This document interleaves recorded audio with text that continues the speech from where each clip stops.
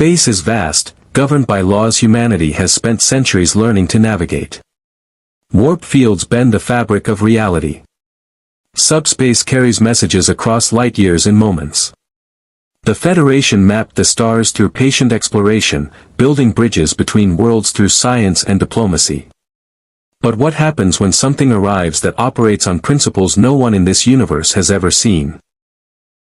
A fortress the size of a city, carrying tens of thousands of souls, torn from their own reality and thrust into another?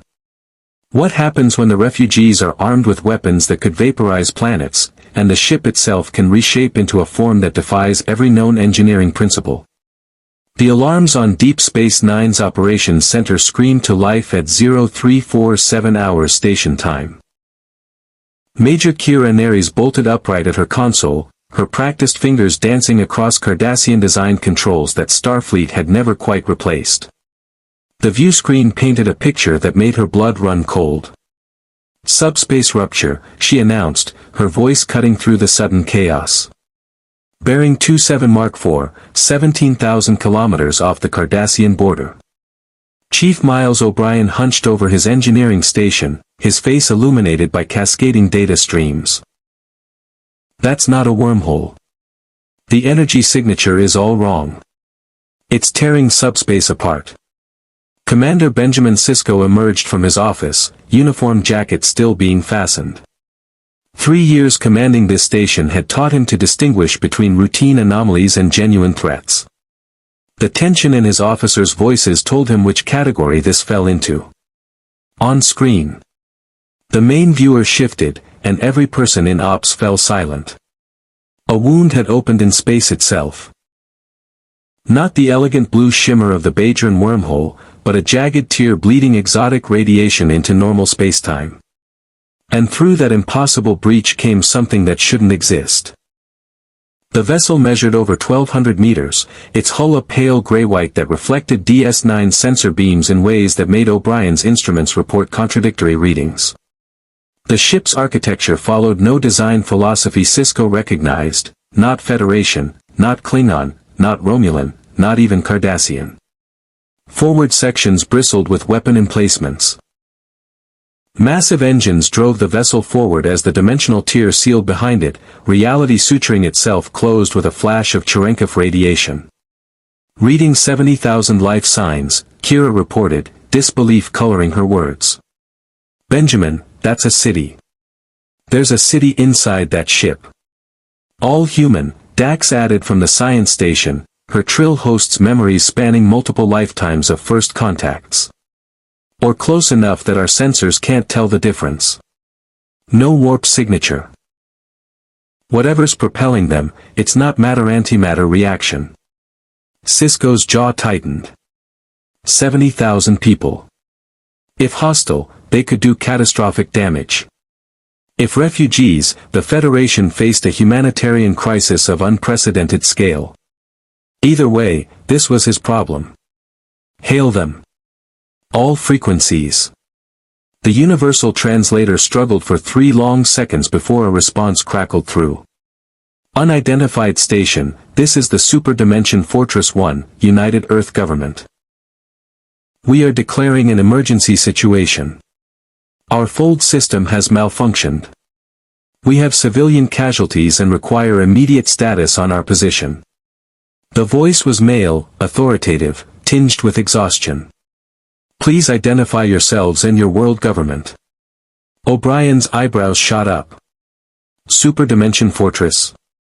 What the hell is a Dimension Fortress? United Earth Government. Kira exchanged glances with Sisko. Commander, they think they're still in their own universe. Sisko stepped toward the view screen, his command presence settling over him like a familiar coat.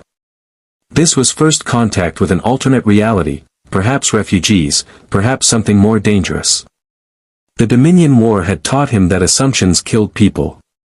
SDF-1, this is Commander Benjamin Sisko of Deep Space Nine, United Federation of Planets. You're not in your own space anymore. That rupture brought you into our universe, approximately 17,000 kilometers from Cardassian territory in what we call the Alpha Quadrant. He paused, choosing his next words carefully. "You're safe for the moment, but I need to know, are you capable of defending yourselves, and are you a threat to the surrounding sectors?" The silence stretched 10 seconds. 15. 20. When the response came, the voice carried a weight Sisko recognized. The burden of protecting lives while commanding overwhelming firepower. "Commander Sisko, this is Admiral Henry Gloval, commanding officer of SDF-1. We are a military vessel, but we also carry the last survivors of Earth's population after an alien invasion.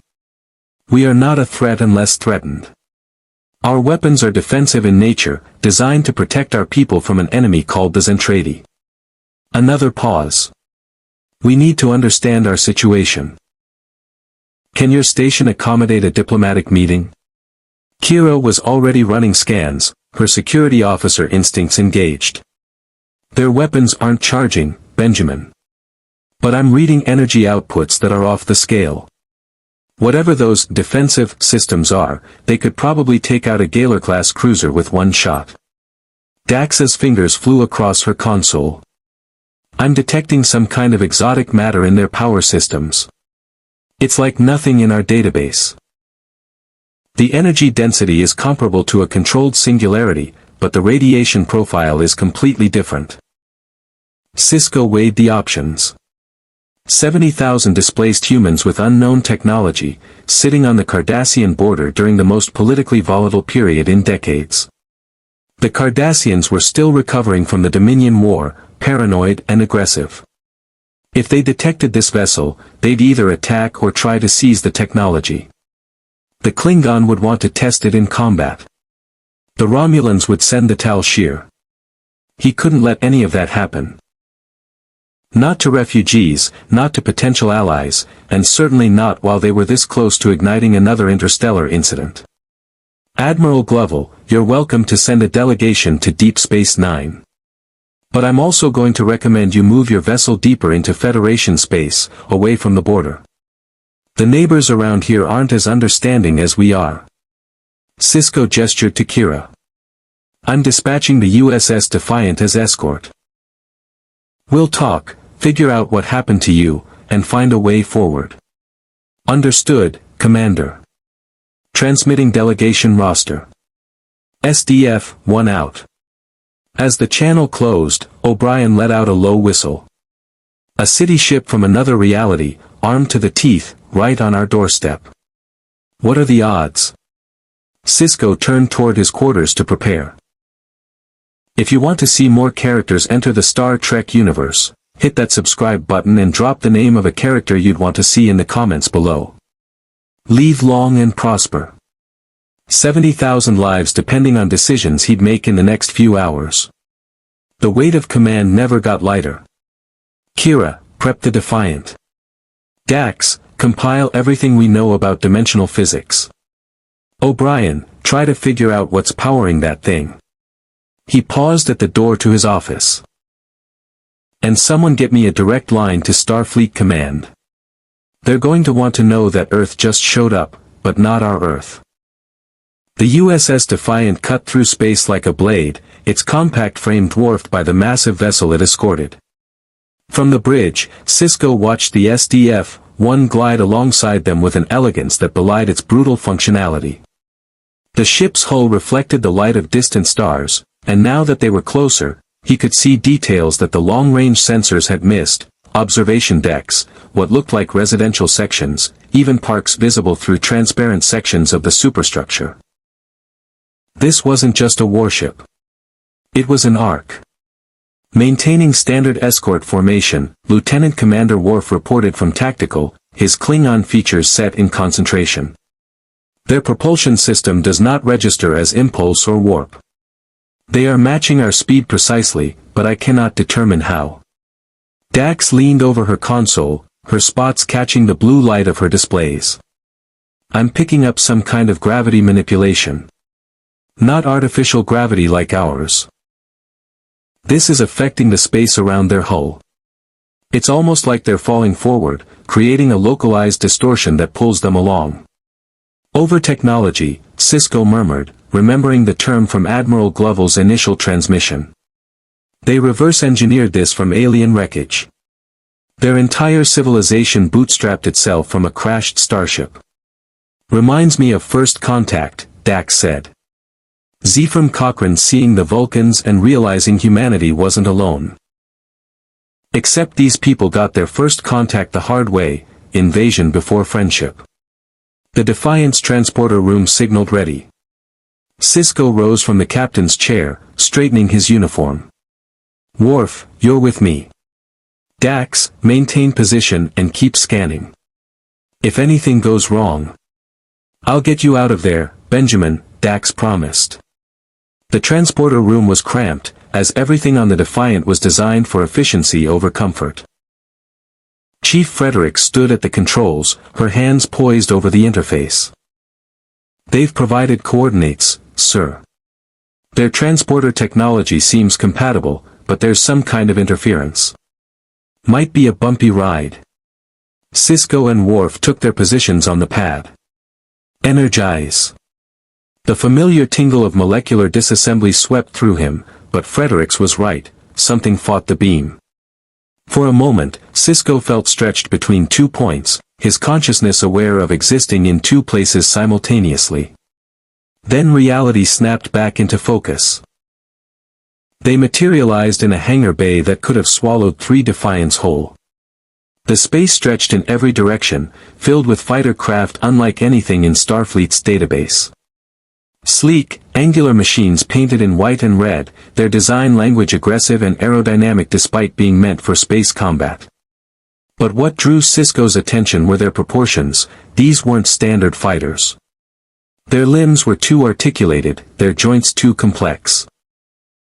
They transform, Worf said, his warriors eye-catching what Sisko had missed. Those fighter craft.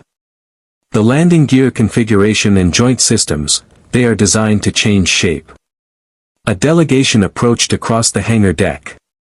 The man leading them wore a uniform that spoke of naval tradition, crisp white with gold braiding, epaulets that marked him as command rank in whatever military structure these people maintained. He was older, perhaps 60, with silver hair and a face weathered by responsibility. Behind him walked a woman in a similar uniform, her dark hair pulled back, her posture radiating competence. 2 others flanked them, pilots, judging by their flight suits, a man and a woman who studied the Starfleet officers with the same intensity Sisko knew Worf was applying to them. Commander Sisko. The silver-haired man extended his hand in the old Earth custom. Admiral Henry Gloval. This is Captain Lisa Hayes, my executive officer. Lieutenant Commander Roy Fokker and Lieutenant Commander Claudia Grant, our senior fighter wing commanders. Sisko shook the offered hand, feeling the strength in the older man's grip. Admiral. This is Lieutenant Commander Worf, my tactical officer. On behalf of the United Federation of Planets, welcome to the Alpha Quadrant, though I suspect these aren't the circumstances any of us would have chosen. Gloval's expression was grim. Commander, I'll be direct. We need to understand what happened to us, where we are, and whether there's any possibility of returning to our own universe. We have 70,000 civilians aboard this ship, many of them children. They've already survived 1 apocalypse. I won't subject them to another if I can avoid it. Captain Hayes stepped forward, a PADD-like device in her hands. Our last full jump was supposed to take us from lunar orbit to the outer solar system for war game exercises. Instead, we experienced a catastrophic fold malfunction. The dimensional barriers collapsed, and we were pulled through what our scientists are calling a quantum singularity junction. We've been trying to analyze the phenomenon, but our instruments are reporting impossible readings. Dax's voice crackled through Sisko's comm badge. Benjamin, their energy signature just spiked. Something inside that ship is powering up. Worf's hand moved instinctively toward his phaser. The pilots. Fokker and Grant, tensed, their eyes tracking the movement. Stand down, Gloval ordered, though his command wasn't directed at Sisko. He tapped a communications panel on the bulkhead. Engineering, status report. A voice responded, tinged with a Scottish accent that made Sisko think of Chief O'Brien. "Admiral, the reflex furnaces are cycling up to compensate for dimensional drift. The protoculture matrix is adapting to local spacetime constants. We're stable, but it's going to take time to recalibrate everything. Keep me informed." Gloval out. The Admiral turned back to Sisko. "Our power systems are adjusting to your universe's physics. It's causing fluctuations. Nothing dangerous, but I imagine your sensors are reporting it as a potential weapons charge. Reflex furnaces. Protoculture." Sisko filed the terms away for later analysis. "Admiral, I need you to understand your situation. You've arrived in a region of space that's just emerging from a devastating war. The Federation, our government, is committed to peace and diplomacy, but we're surrounded by powers who might see your technology as an opportunity or a threat. The Cardassians, whose territory you're near, are rebuilding from occupation by the Dominion. The Klingon Empire values military strength above all else. The Romulan Star Empire operates through intelligence networks and covert operations." Hayes exchanged a glance with Gloval. "You're saying we've jumped from one war into the aftermath of another.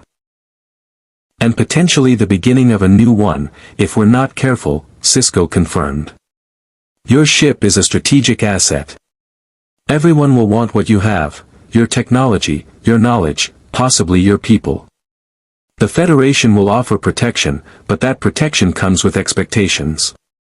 We have laws, principles like the Prime Directive that governs how we interact with other civilizations. We'll need to understand what you're capable of before we can determine the best path forward." Worf stepped closer to one of the fighter craft, his tricorder scanning. "These machines are equipped with energy weapons, projectile systems, and some form of armor I cannot identify. The transformation capability appears to be for close combat. The fighter reconfigures into a bipedal combat platform." Fokker moved to stand beside the Klingon, pride evident in his voice. "VF-1 Valkyrie. Fighter mode for space superiority, Guardian mode for ground support, Batloid mode for hand-to-hand. We've been fighting the Zentraedi with these for years.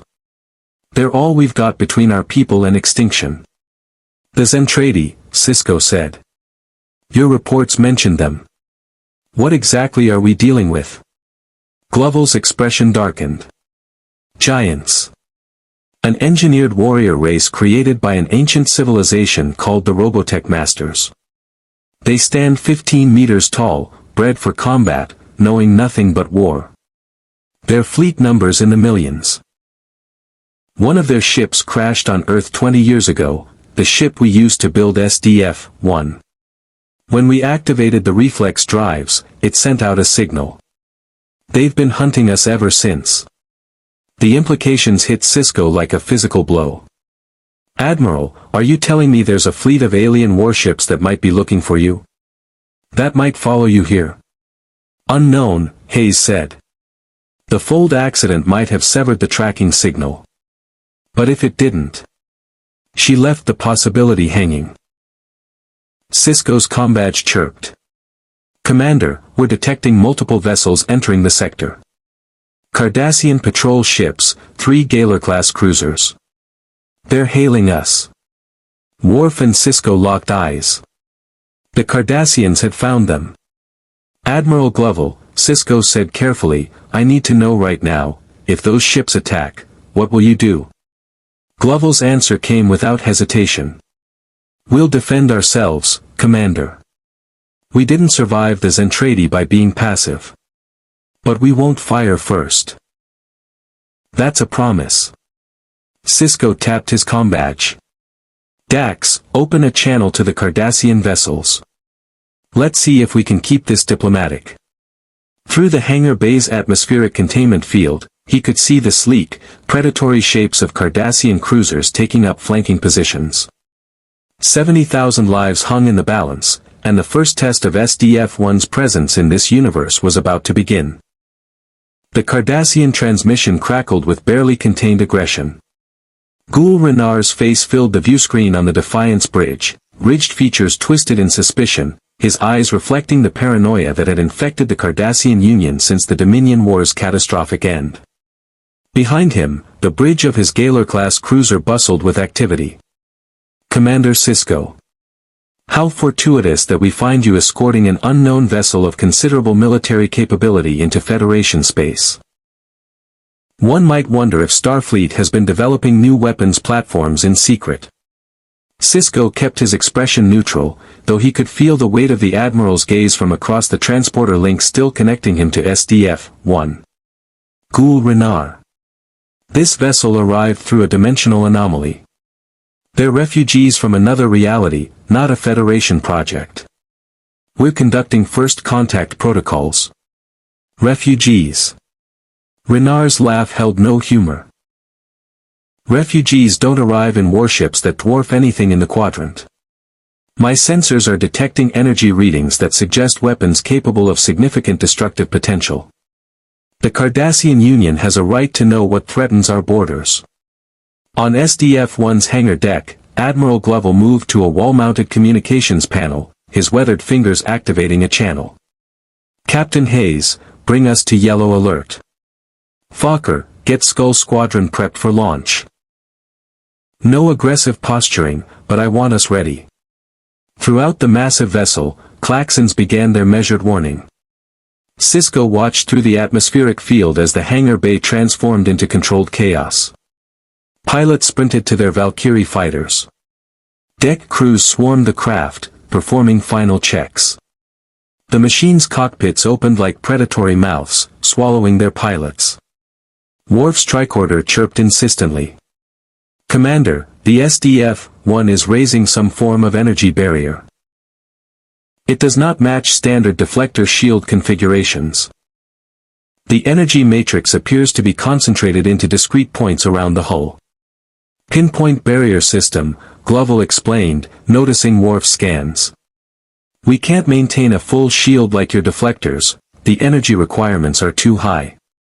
Instead, we concentrate barrier strength at impact points. It requires constant operator attention, but it's effective." Dax's voice came through Sisko's comm badge, urgent. "Benjamin, the Cardassians are charging weapons.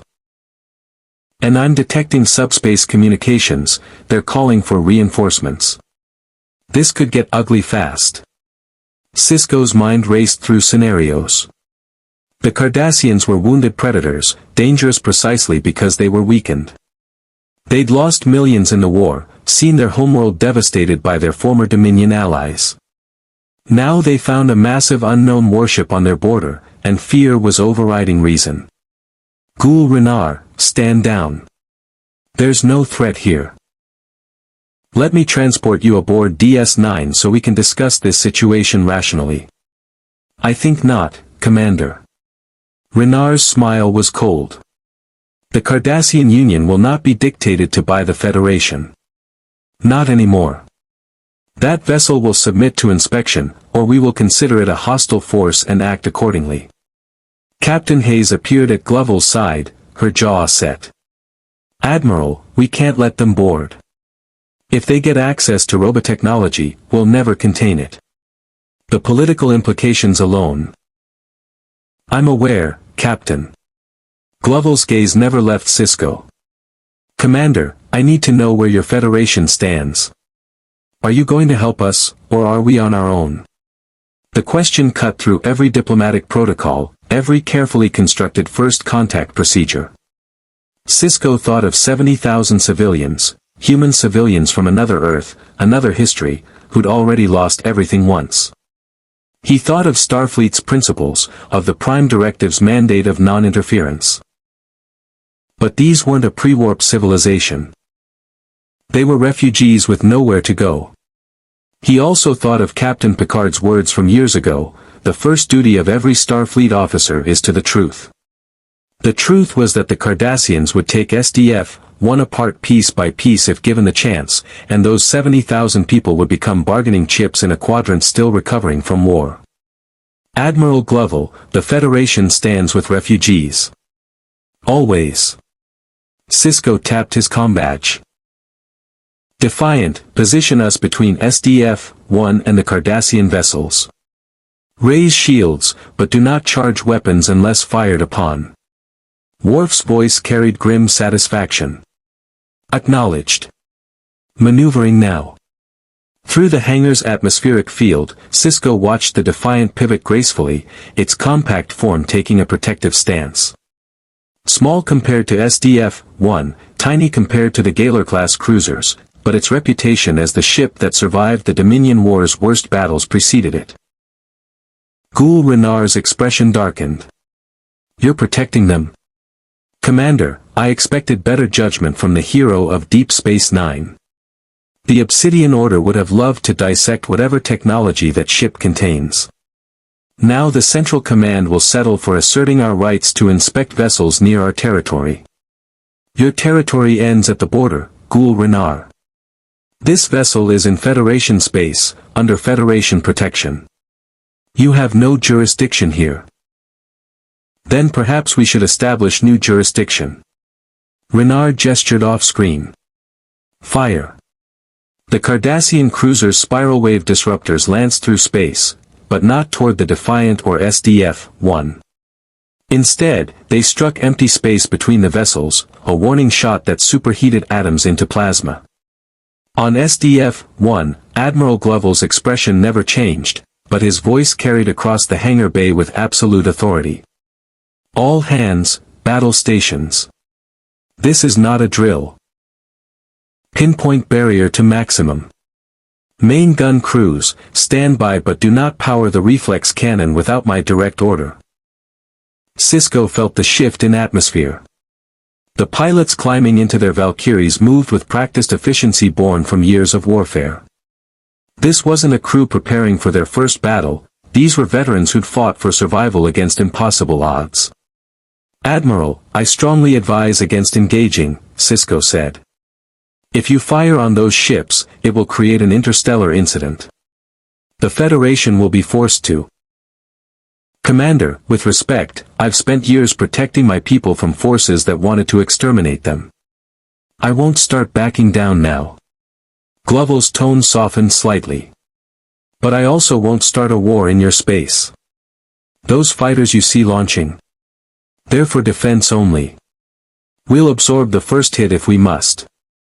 Through the atmospheric field, Sisko watched as bay doors along SDF-1's hull began to open. The Valkyries emerged in formation, their sleek forms accelerating with thrust-to-weight ratios that made them dance through space like insects. Skull Squadron, led by Commander Fokker, took point position between the Cardassians and their home ship. Worf's voice crackled through. "Commander, I am detecting additional vessels. 2 Klingon birds of prey decloaking at bearing 347 Mark 8. They are not charging weapons, but they are scanning SDF-1 intensively." "Of course they are," Dax added. "The Klingon love a good mystery, especially one that involves massive weapons. Chancellor Gowron probably wants to know if this thing can fight." Admiral Gloval turned to Hayes. "Captain, get me fleet composition and tactical assessment of all vessels in the area.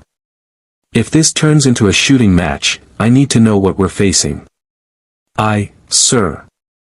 Preliminary analysis. Cardassian Gaylor-class vessels are heavily armed but their shields are outdated.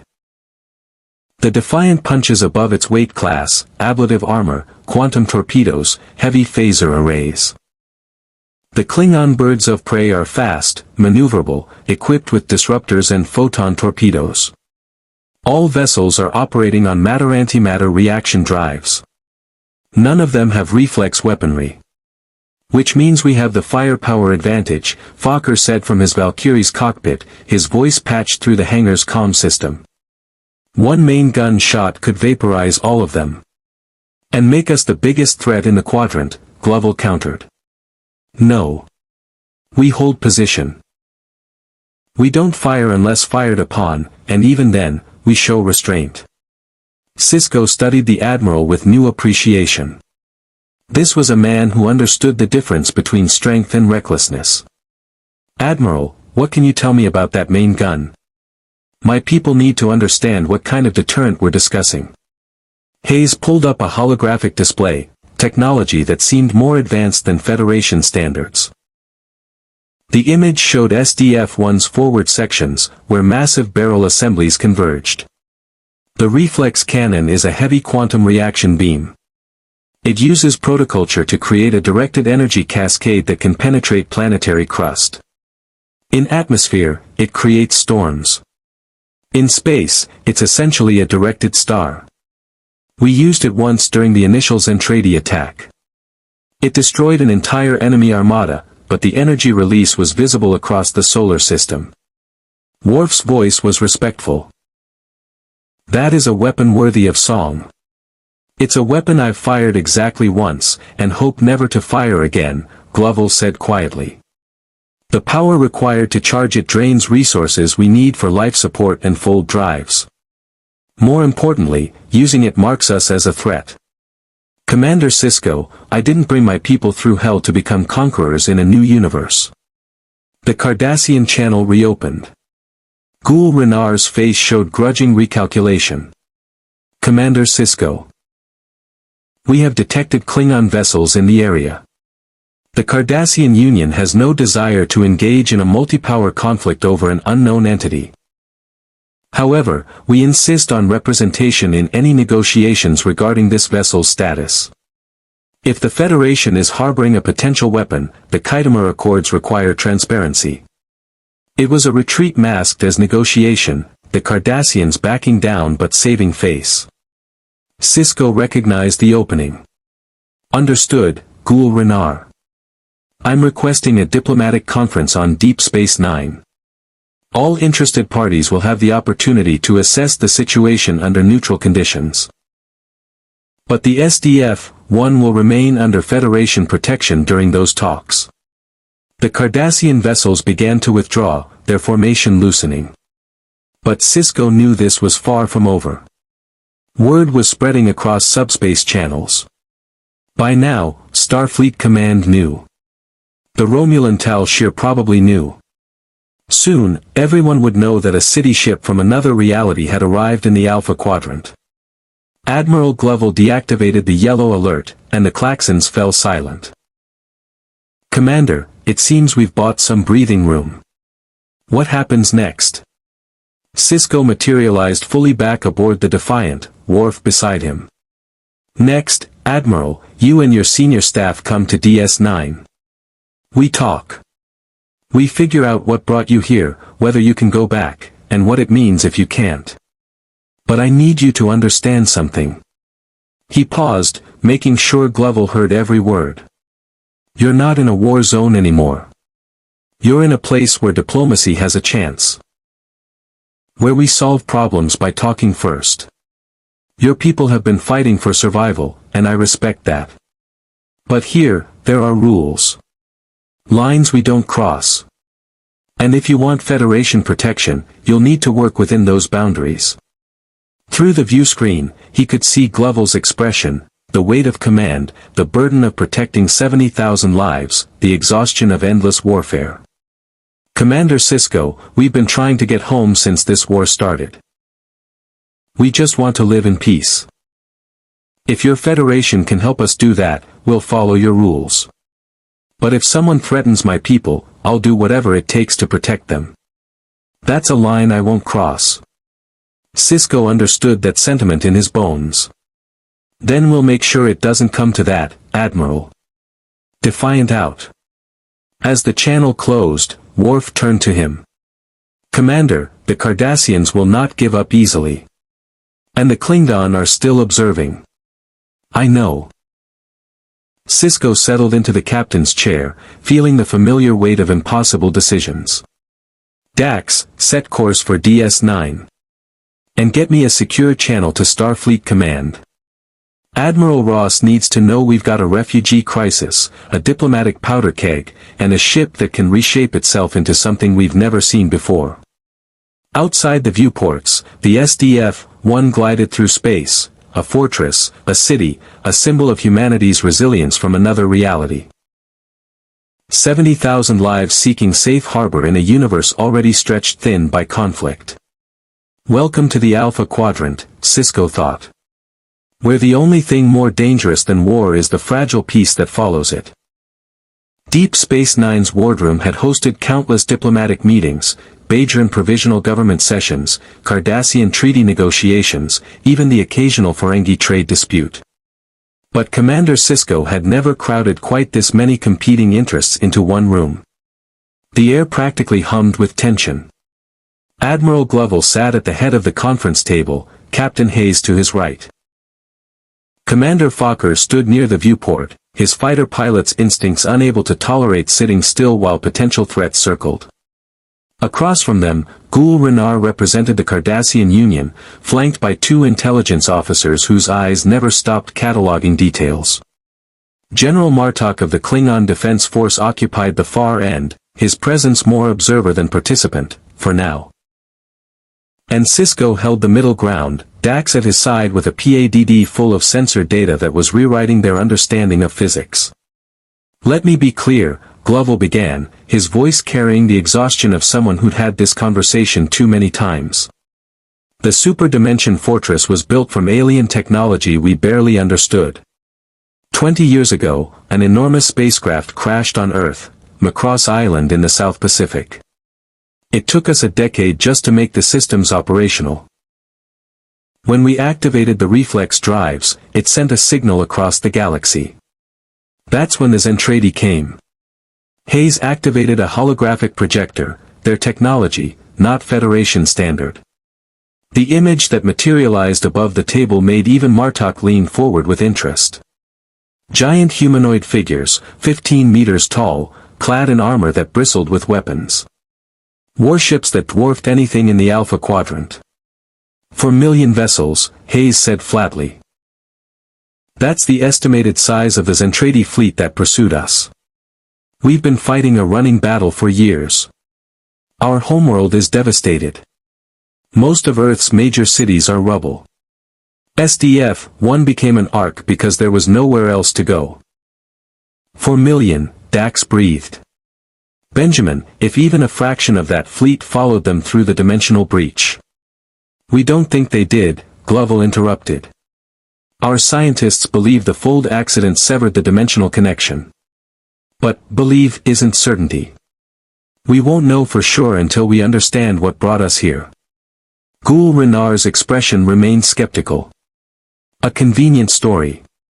An invisible enemy that may or may not pursue you, justifying your military capabilities. How do we know you're not simply an invasion force using refugees as cover? Fokker's hand clenched into a fist, but Gloval's raised hand stopped whatever retort was coming. Because if we were an invasion force, Gul Renar, you'd already be conquered. SDF-1's main gun could glass your homeworld from orbit.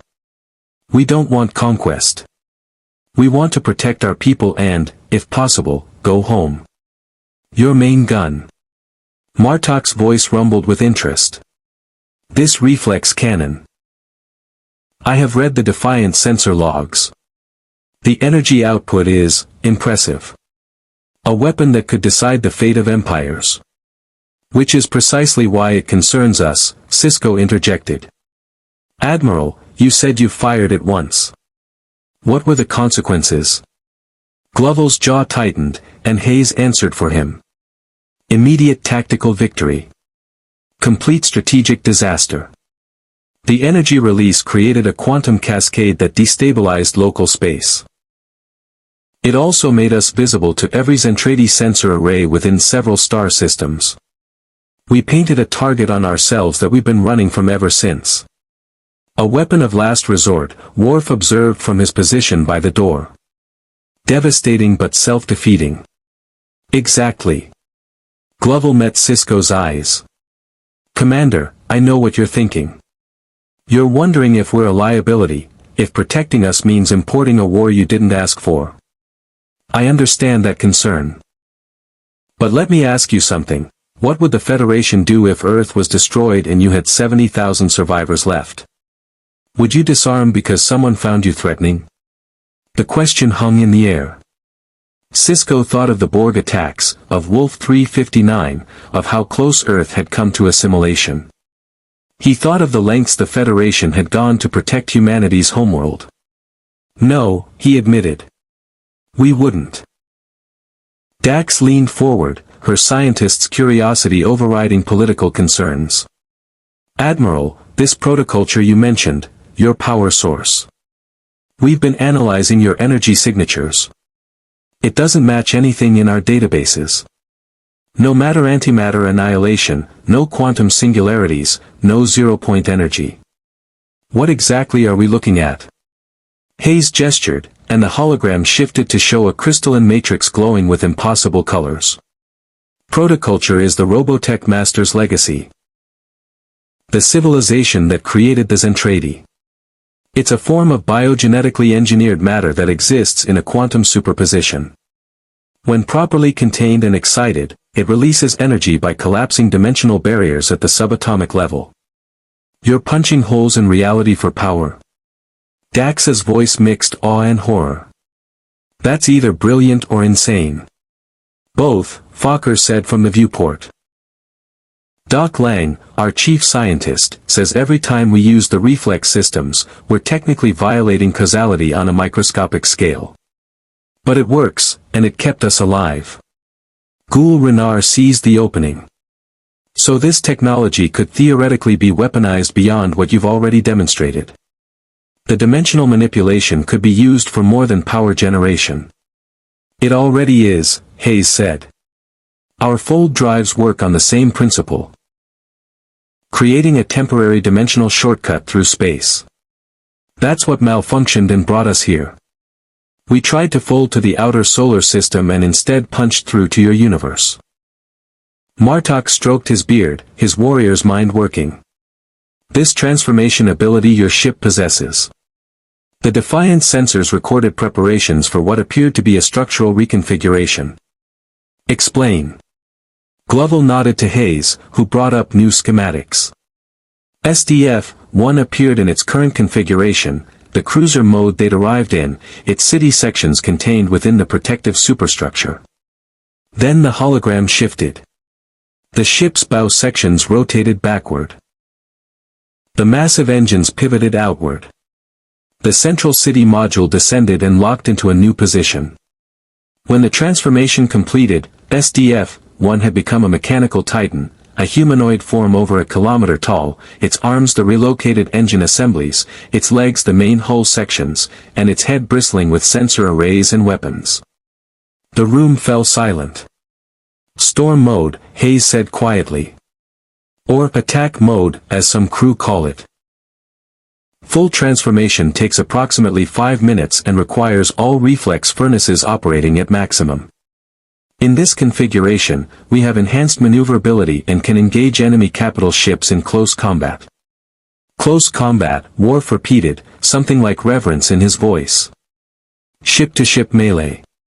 The Zentraedi battle doctrine emphasizes overwhelming numbers and direct assault, Gloval explained.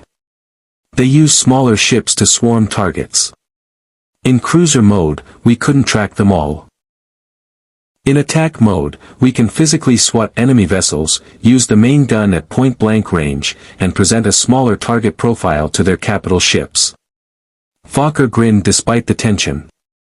Plus it scares the hell out of them. Turns out giant aliens aren't used to fighting something bigger than they are. Ghoul Renar's composure finally cracked. You built a ship that transforms into a robot soldier the size of a mountain. And you expect us to believe this is purely defensive? It was survival, Gloval said sharply. We reverse-engineered alien technology with no instruction manual, no understanding of the principles involved. We made it work through trial and error. Yes, it's devastating. Yes, it's dangerous. But it kept 70,000 people alive against an enemy that wanted to exterminate us for the crime of existing. Sisko intervened before the argument could escalate. Admiral, I need to know, can you fold back to your own universe? Is return possible? The question every person in the room wanted answered. Gloval and Hayes exchanged glances, and Sisko saw the truth before either spoke. Unknown, Gloval said finally. The fold drives are damaged. We'd need to repair them, recalibrate for the dimensional variance, and then attempt to jump blind. Even if we succeeded, we might end up somewhere worse. Or the drives might tear SDF-1 apart in the attempt. So you're staying, Martok concluded. A city ship with dimensional manipulation technology, transformation capability, and weapons that could threaten entire fleets. Staying in the Alpha Quadrant. We don't have a choice, Hayes said, and for the first time Sisko heard the vulnerability beneath her military bearing. We're refugees, General. Displaced persons seeking asylum. Don't your cultures have laws about that? The Federation does, Sisko confirmed. The question is what happens next.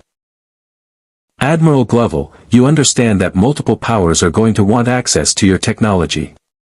The Cardassians want to ensure you're not a threat. The Klingon respect strength and might seek alliance. The Romulans, he paused, glancing at the empty chair he'd reserved for a Romulan representative who hadn't yet arrived. The Romulans will be watching, probably planning. And the Federation? Gloval asked. What does Starfleet want? Sisko chose his words carefully. Starfleet wants to understand you. To help you, if we can. But we also need assurances. The Prime Directive is our most sacred principle. We don't interfere with the development of other civilizations. We don't share technology indiscriminately. And we don't use overwhelming force as a first resort. You want us to disarm. Fokker's voice carried an edge. I want you to trust us, Sisko countered. To work with us. To let Federation scientists study your fold drives to see if we can help repair them. To accept that in this universe, there are rules that keep the peace. Imperfect rules, but better than constant warfare. Gloval stood, moving to the viewport where Fokker had been watching. Outside, Deep Space Nine's busy traffic patterns continued, Bajoran transports, Ferengi cargo vessels, even a Vulcan science ship.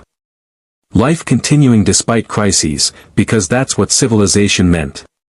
Commander Sisko, I've spent years fighting to protect my people. I won't stop now. But I'm also tired of fighting.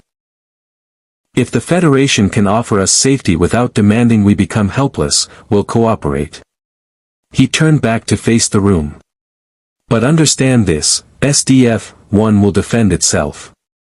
We'll follow your laws, respect your Prime Directive, work within your system. But threaten my people, and you'll discover exactly what this ship can do. Martok laughed, a genuine, booming sound. I like this human. He has the heart of a Klingon. Gul Renar stood stiffly. The Cardassian Union will be watching, Admiral Gloval. Closely. One misstep, and we will act in the interests of our security. Noted, Gloval said evenly. As the meeting broke up, Sisko caught Dax's expression. The Trill was analyzing data on her PADD, her spots furrowed in concentration. What is it? Benjamin, I've been comparing the energy signatures from SDF-1 systems against our long-range sensor logs. There's something here, a pattern in subspace. When they arrived, their fold accident created a dimensional scar. It's healing, but slowly. And it's resonating at a very specific frequency. Dax looked up, her ancient eyes troubled. Meaning if something in their universe is looking for that signature, they might be able to follow it. The doorway they came through might not be completely closed. Across the room, Admiral Gloval was speaking quietly with his officers, making plans for repairs, for coordination with Starfleet. 70,000 people counting on his decisions. And somewhere in the dark between universes, a scar in reality pulsed with the echo of alien technology. Sisko had promised protection. Now he had to figure out how to deliver it, and what it would cost if he couldn't. 3 days after the conference, Deep Space Nine's promenade had become an impromptu cultural exchange zone. Civilians from SDF-1 had begun taking shore leave, their first opportunity to walk on something other than their ship's decks in months. Sisko watched from the second level as families explored Quark's bar, browsed the Bajoran shops, and stared in wonder at the Replomat's food synthesizers. Children laughed, parents smiled cautiously, and for a moment, the weight of interstellar politics seemed distant. But Sisko knew better. His office overlooked the docking ring where SDF-1 remained moored. Too large for the station's external pylons, it had been positioned at a carefully calculated distance that allowed transporter access while keeping the massive vessel from interfering with normal operations. Starfleet engineering teams had been aboard for 2 days, studying the reflex systems with something approaching religious awe. Chief O'Brien had returned that morning with reports that made Sisko's head hurt. "Commander, their engineering section makes our warp core look like a campfire," O'Brien had said, his Irish accent thickening with frustration. "The Protoculture matrix exists in 11 dimensions simultaneously. Half their systems run on what they call over-technology. Machinery that works but nobody really understands why. It's like they built a starship by reverse engineering a god's toolbox." Now, standing in ops watching sensor displays, Sisko saw another complication materializing at the edge of their detection range. "2 vessels decloaking," Kira announced, her voice tense. "Klingon signatures. Brel-class birds of prey, but I'm reading unusual energy signatures from one of them. They're hailing." The view screen activated, revealing not General Martok but a younger Klingon woman whose house insignia marked her as nobility. Her eyes held the calculating intelligence of someone who fought with politics as readily as Batleth's. "Commander Sisko. I am Lady Kapla, of the House of Tal. General Martok has authorized me to extend an invitation to Admiral Gloval, a tour of our training facilities, an opportunity to observe Klingon warrior culture. We believe there is much our peoples could learn from each other." Translation: the Klingon wanted to see SDF-1's combat capabilities firsthand, possibly recruit them as allies or assess them as threats. Sisko had been expecting this. "Lady Kapla, I'll convey your invitation to Admiral Gloval. Though I'm curious why the Klingon Empire is taking such interest in a refugee vessel." Her smile showed teeth. "Commander, surely you understand. The Zentraedi, these warrior giants Admiral Gloval described, they sound like worthy opponents. The Empire respects those who fight for survival. We would know if the SDF-1 crew are warriors or merely soldiers operating powerful weapons. There is a difference." Before Sisko could respond, O'Brien called out from his engineering station. "Commander, we've got a problem. I'm detecting subspace fluctuations near SDF-1's position. The same frequency signature we recorded when they arrived." Dax's hands flew across her console. "The dimensional scar. Benjamin, it's destabilizing. Something's resonating with it, pulling at the fabric between universes." On SDF-1, alarms began wailing. Sisko could hear them through the open comm channel to the ship's bridge. Captain Hayes's voice cut through the chaos. "Commander Sisko, our fold drives are activating on their own. We're reading a massive energy buildup in the dimensional interface. It's not us, something's pulling from the other side." The scar in space tore open like a wound bleeding starlight. Through the breach came a vessel that made the Cardassian cruisers look like shuttlecraft. It was organic and mechanical simultaneously. Curves that suggested biology, armor that spoke of purposeful engineering. The hull was crimson and gold, adorned with symbols that hurt to look at directly. And its scale was incomprehensible. 5,000 meters from bow to stern. Bristling with weapons. And emblazoned across its hull was a symbol Admiral Gloval would recognize instantly, the insignia of the Zentraedi Armada. "Battlecruiser," Fokker's voice came through, tight with old fear. "That's a Thovril-Salon-class command ship. They found us." The Zentraedi vessel hung in space like a predator scenting prey. Its comm systems activated, broadcasting on frequencies that made DS9's equipment scream in protest. When the universal translator processed the signal, the voice that emerged was deep, resonant, and utterly alien. "Robotech vessel. You bear the signature of the Protoculture matrix. You possess stolen property of the Robotech masters. Surrender the vessel and its contents immediately, or you will be obliterated. Lady Capla's expression on the view screen shifted from diplomatic curiosity to warrior anticipation. Commander Sisko, it appears your refugees brought their war with them after all. Sisko's mind raced. The Zentraedi ship outmassed anything in the sector. If it decided to attack DS-9 to get to SDF-1, thousands would die. But if he ordered SDF-1 to leave, to draw the battle away from the station, he'd be abandoning them to fight alone. All Starfleet vessels, this is Sisko. Battle stations. Klingon ships, I'm requesting your assistance under the Khitomer Accords. We have an incursion by hostile forces threatening Federation territory. Lady Capla's grin widened. Finally, something interesting. Our weapons are at your disposal, Commander. But first, let us see if these Zentraedi are truly as formidable as the stories suggest. On SDF-1, Admiral Gloval's voice carried the weight of terrible familiarity.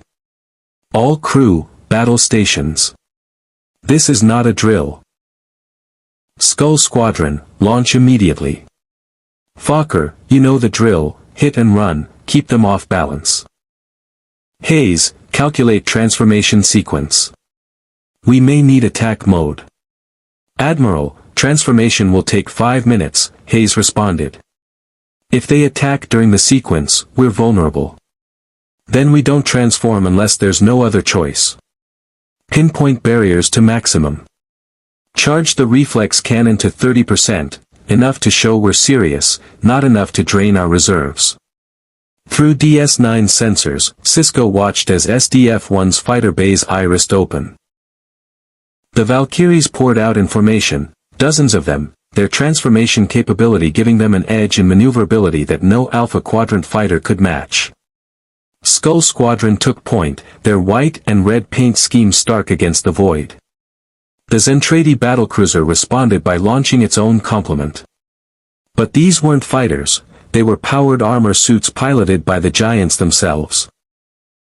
15-meter-tall warriors in mechanized shells, armed with particle cannons and projectile weapons that threw explosive shells the size of photon torpedoes. My God, Kira breathed. They're massive. Our phasers are designed for ship-to-ship combat, not individual targets that size. Worf studied the tactical display with grim fascination. They fight like Klingon, direct assault, overwhelming force, no subtlety. But their technology is formidable. Those armor suits possess shield generators and weapons that rival our starfighters. The space around DS-9 transformed into a battlefield. Valkyries screamed through the void in fighter mode, their gun pods, rotary cannons that fired depleted uranium rounds, stitching lines of tracer fire across Zentraedi armor. When the giants tried to engage at close range, the Valkyries transformed mid-flight into Guardian mode, hybrid forms with legs for landing and arms for weapon manipulation, increasing their agility exponentially. Fokker's voice cut through the tactical chatter. Skull leader to all squadrons. Use the transformation confusion. These bastards aren't used to targets that change shape mid-combat. Make them waste ammunition tracking your transformations. A Zentraedi warrior acquired target lock on one Valkyrie. Sisko watched through the tactical feed as the pilot waited until the last possible second, then transformed into full Batloid mode. The fighter became a humanoid mecha, barely 10 meters tall, that twisted in space and returned fire with pinpoint accuracy. The Zentraedi's armor sparked and cracked under the concentrated assault. But there were too many of them. For every Zentraedi warrior destroyed, 2 more launched from the battlecruiser. The Defiant entered the fray, its quantum torpedoes finding their marks against the armored giants. Lady Capla's birds of prey decloaked and opened fire with disruptors, their hit-and-run tactics perfectly suited to the chaotic battle. Then the Zentraedi battlecruiser's main weapons came online. Heavy particle beams, coherent streams of accelerated matter, lanced through space. One beam caught a Klingon bird of prey that had stayed cloaked too long. The shield collapsed instantly, and the ship's hull vaporized before it could even explode. Just, gone. Erased from existence. Evasive maneuvers. Sisko ordered. All ships, scatter pattern Delta. Don't give them a stationary target. On SDF-1, Admiral Gloval made his decision. Captain Hayes, initiate transformation sequence. We can't win this defensively. If we're going to protect the station, we need to take the fight directly to that battlecruiser. Transformation sequence initiated, Hayes confirmed. All hands, brace for structural shift. Civilian sections, emergency lockdown protocols. Sisko watched in awe as SDF-1 began its metamorphosis. The massive ship's bow sections, housing the reflex cannon, rotated backward on mechanical hinges the size of starship nacelles. The engine assemblies detached and pivoted outward, repositioning themselves as arms. The central city module, protected within armored shells, descended and locked into the chest cavity of what was becoming a titanic mechanical warrior. The transformation was elegant and terrifying. Every movement was purposeful, precisely calculated to maintain structural integrity while completely reconfiguring the vessel's profile. When the sequence completed, SDF-1 stood in space. A humanoid figure over a kilometer tall, its head bristling with sensor arrays, its arms ending in engine nacelles that could function as massive clubs, and its chest housing the reflex cannon now pointed directly at the Zentraedi battlecruiser. Lady Kapla's voice carried genuine respect. By Collis. That is a weapon platform worthy of song. The Zentraedi commander's transmission came again, but this time tinged with something unexpected, uncertainty. Micronian vessel. You possess transformation capability. This is unexpected. The Robotech masters did not grant such technology to lesser species. Identify your origin. Gloval's response was broadcast on all frequencies. I am Admiral Henry Gloval of the United Earth Government. This vessel was built from the wreckage of one of your own ships. We didn't ask for this war. You brought it to us. And we've been surviving it ever since. Micronians should not possess protoculture. You will surrender, or we will. The Zentraedi never finished the threat. Because at that moment, 3 more dimensional tiers opened in space, and through them came Cardassian cruisers, weapons charged, clearly having monitored the situation and decided to capitalize on the chaos. Ghoul Renar's transmission crackled with opportunistic calculation. Commander Sisko, it appears your refugee situation has escalated into an invasion. The Cardassian Union will not tolerate hostile alien forces near our borders. We are engaging the Zentraedi threat. Sisko's worst nightmare materialized before his eyes, a 4-way battle in Federation space, with DS-9 caught in the crossfire, and SDF-1 at the center of it all. All ships, fall back to defensive positions around the station, he ordered. Do not fire on each other, coordinate targeting on the Zentraedi vessel only. But wars don't start because people want them. They start because fear and ambition converge in moments of chaos. And in this moment, with dimensional breaches tearing reality apart and a ship from another universe standing like a metal god in the void, Sisko realized they'd crossed a threshold. The Alpha Quadrant would never be the same. The Zentraedi battlecruiser's commander had miscalculated. In their universe, the Zentraedi relied on numerical superiority and overwhelming firepower. They expected their enemies to scatter before their assault. But in the Alpha Quadrant, they'd stumbled into a hornet's nest of civilizations that had been forged in the crucible of interstellar warfare. SDF-1 in attack mode became the eye of the storm. Admiral Gloval's voice echoed through every deck, calm despite the chaos. All batteries, concentrate fire on their weapon clusters. Fokker, pull your squadrons back and let the capital ships work. This is going to get messy. The reflex cannon, now positioned in SDF-1's chest cavity, began to glow with building energy. Not the full charge that could crack planets, but enough to announce that the fortress wasn't backing down. Reflex cannon at 40%, Hayes reported. Target lock acquired on their main drives. Admiral, we fire this, we're going to light up every sensor array in 3 sectors.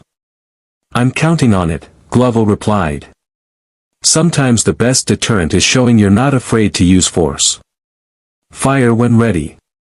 The beam that erupted from SDF-1's chest was a lance of coherent energy that made phaser arrays look like flashlights. It crossed the distance to the Zentraedi battlecruiser in microseconds, slamming into their aft shields with enough force to actually push the massive vessel backward. Their barriers held, barely, but the message was clear. The Zentraedi commander's transmission carried new respect. Micronian commander. Your weapon systems are adequate. Perhaps negotiation is preferable to mutual destruction. From the Defiance bridge, Dax monitored the shifting tactical situation. Benjamin, the Zentraedi are backing off. But the Cardassians are repositioning. I think they're trying to flank SDF-1 while everyone's distracted. Sisko had been afraid of this. Ghoul Renar wasn't here to help, he was here to exploit the situation. Hail the Cardassian vessels. Now. Renar's face appeared on screen, his expression carefully neutral. Commander Sisko. We are merely ensuring the alien threat is contained. By flanking the SDF-1. Ghoul Renar, if you fire on that ship, you'll start a war with the Federation. Is that really what the Cardassian Union wants right now? For a moment, calculation flickered across Renar's features. The Cardassians were still rebuilding from the Dominion War.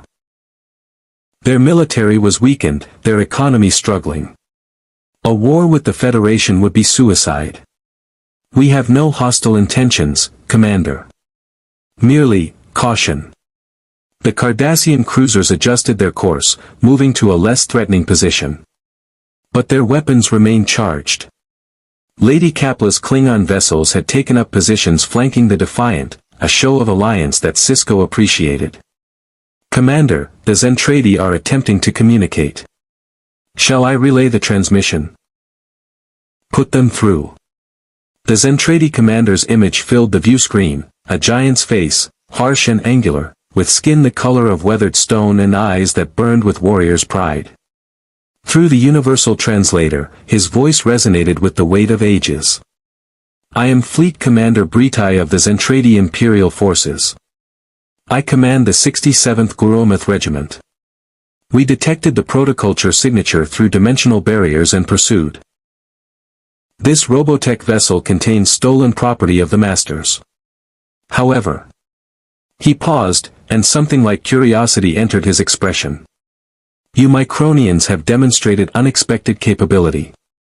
Your alliance of multiple species, your transforming war machines, your willingness to defend each other despite obvious differences in culture and biology. This is irregular. Admiral Gloval's transmission cut in, SDF-1 still holding its attack mode stance. Commander Britai. In our universe, you've been hunting us for years.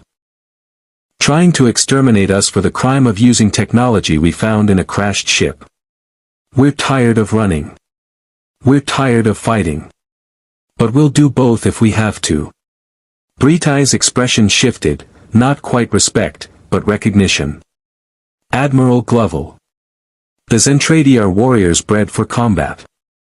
We understand strength. You have demonstrated strength. However, the protoculture matrix aboard your vessel remains the property of the Robotech Masters. This is immutable law. Sisko saw an opening. Commander Britai, you're in Federation space now. Different universe, different laws. The Federation doesn't recognize the authority of these Robotech Masters, whoever they are. What we do recognize is the right of refugees to seek asylum and the sovereignty of our territory. You would go to war over Micronians from another reality? Britai's tone suggested genuine confusion. We would go to war over principle, Sisko replied. The Federation was built on the idea that all sentient beings have rights. That includes refugees, regardless of where they come from. For a long moment, Britai studied Sisko through the view screen. Then something unexpected happened, the giant warrior laughed. It was a harsh sound, like grinding machinery, but unmistakably genuine. Commander Sisko. You speak like a warrior philosopher. Your species is smaller than ours, your weapons less powerful individually, yet you stand before my battlecruiser without fear. I am intrigued. He turned his attention back to Gloval. Admiral. I will grant temporary cessation of hostilities. Not surrender. Not retreat. But a pause to understand this new reality we find ourselves in. Hayes leaned close to Gloval, her voice low but audible through the open channel. Admiral, he's stalling. Buying time to assess our full capabilities or waiting for reinforcements. I know, Gloval murmured back. But it gives us time too. Time to repair, to plan, to figure out what the hell we do next. Louder, he addressed Bretai. Cessation of hostilities acknowledged. But Commander Bretai, understand this, if more of your fleet comes through that dimensional breach, we will defend ourselves. And we won't be alone. Lady Kapla chose that moment to make her presence felt. Commander Bretai. I am Lady Kapla of the Klingon Empire. If you wish to test your strength against true warriors, we would be honored to arrange combat. The Klingon Defense Force is always interested in worthy opponents. Bretai's expression suggested someone who just discovered an entirely new species of predator. Klingon. Your reputation for martial prowess has reached even across dimensional barriers, it seems. Perhaps this universe is more dangerous than we anticipated. Worf's voice carried grim satisfaction. It is good that you recognize this, Commander. The tactical situation had stabilized into an uneasy standoff. The Zentraedi battlecruiser held position, weapons still powered but not actively targeting. SDF-1 remained in attack mode, reflex cannon charged and ready. The Cardassians circled at a cautious distance, clearly reassessing their opportunistic plans. The Klingon waited with predatory patience. And the Defiant, small but deadly, positioned itself as the fulcrum around which all these forces balanced. Sisko knew this peace wouldn't last. But he'd bought time, and in diplomacy, time was everything. Commander Bretai, I'm extending an invitation. Send a delegation to Deep Space Nine. Neutral ground. We'll discuss the situation like civilized beings instead of firing weapons at each other. Your crew can remain aboard your vessel, but I want representatives who can negotiate. Civilized. Bretai tested the word as if it were foreign. Zentraedi are warriors, not diplomats. But your proposal has merit. I will send my protocol officer, Commander Exodor. He understands Micronian customs better than most of my crew. Accepted. DS-9 will transmit docking coordinates, though given your ship's size, you'll need to maintain distance and use transporters. Transporters? Bretai's confusion was evident. O'Brien cut in, unable to help himself. Matter energy conversion and transmission. We can beam your officer directly from your ship to the station. You atomize your people and reassemble them. Bretai's tone suggested he wasn't sure if this was brilliance or insanity. Micronians are stranger than we believed. As the channel closed, Sisko slumped slightly in his chair. Kira moved to his side, her voice low. Benjamin, we just negotiated with giant alien warriors from another dimension. I've seen a lot serving on this station, but this is unprecedented, Dax finished. And we still have the Cardassians to worry about. Ghoul Renar won't give up on acquiring SDF-1's technology. Not to mention the Romulans, Worf added. They have been conspicuously absent. Which means they are watching and planning. Sisko nodded, already thinking 3 moves ahead. Get Admiral Gloval on a secure channel. We need to coordinate. And someone contact Starfleet Command. Admiral Ross needs to know that first contact with an extra-dimensional species just happened on our doorstep, and it's even more complicated than usual. On SDF-1, Admiral Gloval gave the order to reverse transformation. The massive humanoid form began reconfiguring back to cruiser mode, a process that would take another 5 minutes of vulnerability. But the show of force had accomplished its purpose. Everyone in the sector now understood that SDF-1 wasn't just a refugee ship. It was a fortress that could reshape itself into a weapon platform capable of challenging anything the Alpha Quadrant could field. Fokker guided his Valkyrie back to the hangar bay, his squadron forming up around him. Skull leader to SDF-1. All fighters accounted for. 2 damaged, none destroyed. Not bad for tangling with Zentraedi again.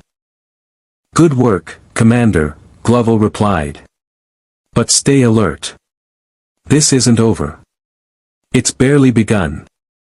In his private office aboard the Zentraedi battlecruiser, Commander Britai stood before a holographic display showing the tactical engagement they'd just survived. His second-in-command, Exodor, a smaller, more scholarly Zentraedi, studied the data with intense focus. "Commander, these Micronians are unlike any we've encountered," Exodor said. "Their technology is primitive in some ways, yet sophisticated in others. And they cooperate across species barriers. Multiple civilizations working together, defending refugees from another reality. The implications are troubling." Troubling? Britai turned to face his advisor. "Or opportunity? We were bred to serve the masters, to fight their wars. But the masters abandoned us long ago.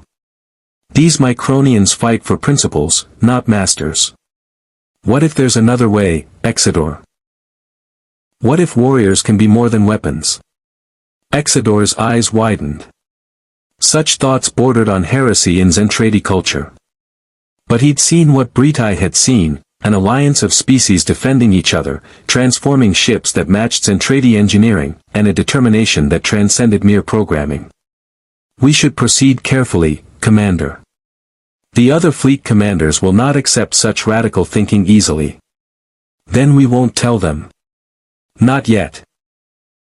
Britai returned his attention to the hologram, watching SDF-1 complete its transformation back to cruiser mode.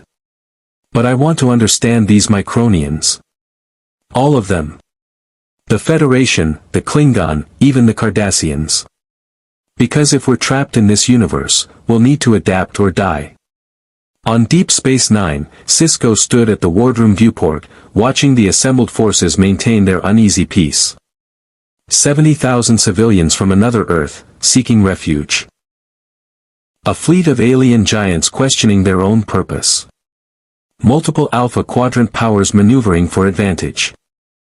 And at the center of it all, a ship that could transform itself into a mechanical titan. Computer, personal log. Today we faced first contact with an extra-dimensional species, nearly triggered a multi-power conflict, and somehow managed to establish a dialogue instead of a battle. Admiral Gloval and his people brought their war with them, but maybe, just maybe, they also brought an opportunity. A chance to prove that the Federation's principles work even when faced with the impossible. He paused, thinking of Jake, of all the families on the station who'd watched the battle unfold. Or maybe we've just opened a door we can't close. Time will tell. Outside, the dimensional scar in space pulsed weakly, healing but not yet sealed. And somewhere in the dark between realities, other forces sensed the breach and began making their own calculations. The conference room on Deep Space Nine had been reconfigured to accommodate beings of vastly different scales. Commander Exodor of the Zentraedi stood nearly 4 meters tall even in what he described as his diplomatic form. Apparently, Zentraedi could undergo a biological reduction process for extended interaction with Micronians. Even reduced, he towered over everyone present, his scholarly demeanor at odds with the warrior culture he represented. Admiral Gloval sat across from the Zentraedi officer, with Captain Hayes at his side. Sisko anchored the Federation position, flanked by Dax and Worf. The Cardassians had sent a different representative this time, Gul Evek, whose reputation for pragmatism exceeded Renar's opportunism. And Lady Kapla represented Klingon interests, her eyes never leaving Exodor with the intensity of a predator studying new prey. "Let me ensure I understand correctly," Exodor began, his voice surprisingly refined for someone from a warrior species. The Federation encompasses over 150 member worlds, united under principles of peaceful exploration and mutual cooperation. The Klingon Empire spans hundreds of systems, governed by a warrior code emphasizing honor and combat prowess. The Cardassian Union, while currently weakened, maintains significant territory and military assets. And all of you exist in a state of tentative peace following a war that involved extradimensional invaders called the Dominion. That's an accurate summary, Sisko confirmed. Though it doesn't capture the complexity of our relationships. We're not always at peace, but we've learned that war costs everyone more than any victory is worth. Exodor's expression shifted, something between confusion and fascination. The Zentraedi have no concept of peace. We were created by the Robotech masters as soldiers. Our entire culture, our biology, our purpose is warfare. When we are not fighting, we do not know what to do with ourselves. Then you're slaves, Lady Kapla said bluntly. Warriors fight for honor, for glory, for their people. You fight because you were programmed to. There is no honor in that. A Klingon would see it that way, Exodor replied without rancor. But we know no other existence. The masters engineered us to be weapons. Tall enough to crew massive war machines, strong enough to fight in hostile environments, and mentally conditioned to follow orders without question. Or at least, that was the intent. Admiral Gloval leaned forward. Commander Exodor, why are you really here? Not just at this conference, why did Britai agree to negotiations at all? In our universe, the Zentraedi never stopped attacking long enough to talk. Exodor's pause was significant. When he spoke, his words carried weight that transcended diplomacy. Because Admiral, we are beginning to question our programming. Your crew, the humans aboard SDF-1, you have shown us something we did not know existed. Culture. Art. Family bonds. When we captured some of your people early in the war, they spoke of concepts like love, music, individual identity. These things are forbidden in Zentraedi society, yet they exert a strange fascination. You're evolving, Dax said softly. Contact with humanity is changing you. Contaminating us, some would say, Exodor admitted. Commander Britai ordered me reduced to this size specifically so I could study Micronian culture more effectively. What I discovered was disturbing and compelling. You Micronians are weak individually, yet through cooperation you achieve what we Zentraedi could never accomplish through raw power alone. Gul-Evek shifted uncomfortably. This is fascinating anthropology, but it doesn't address the practical situation. Commander Exodor, how many more Zentraedi vessels are likely to follow you through the dimensional breach? Unknown. The breach was unstable when we passed through. It may have sealed behind us, or it may have created a permanent corridor between our universe and yours. If the latter, the entire Zentraedi armada could eventually locate this passage. 4 million vessels, Gul-Evek.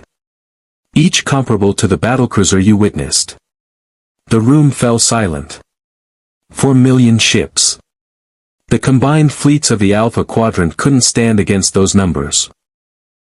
Then we need to close that breach, Sisko said. Permanently. Before this becomes an invasion. Easier said than accomplished, Hayes interjected. The dimensional physics involved are beyond our current understanding. We'd need to study the breach itself, understand how the fold drives interact with your universe's subspace, and develop a method to seal it without destabilizing local spacetime. Daxa's fingers flew across her PADD. I might have an approach. The dimensional scar is essentially a wound in the fabric between realities. It's resonating at a specific frequency, the same frequency as SDF-1's Protoculture matrix. If we could generate an inverse harmonic, we might be able to encourage the breach to heal naturally. Inverse harmonic, Exodor repeated. You would use sound principles to affect dimensional barriers. Not sound, quantum resonance. But the principle is similar. Every tear in spacetime has a harmonic frequency. Disrupt that frequency correctly, and the tear seals itself. Admiral Gloval rubbed his temples. Commander Dax, if we use our protoculture matrix to generate this inverse harmonic, we risk damaging our power systems. Those reflex furnaces are what keep 70,000 people alive, life support, artificial gravity, food synthesis, everything. I'm aware of the risk, Dax acknowledged. But if we don't close that breach, the alternative is having the entire Zentraedi armada arrive in the Alpha Quadrant. That's an extinction-level threat. Lady Kapla slammed her fist on the table, not in anger, but emphasis. Then we fight.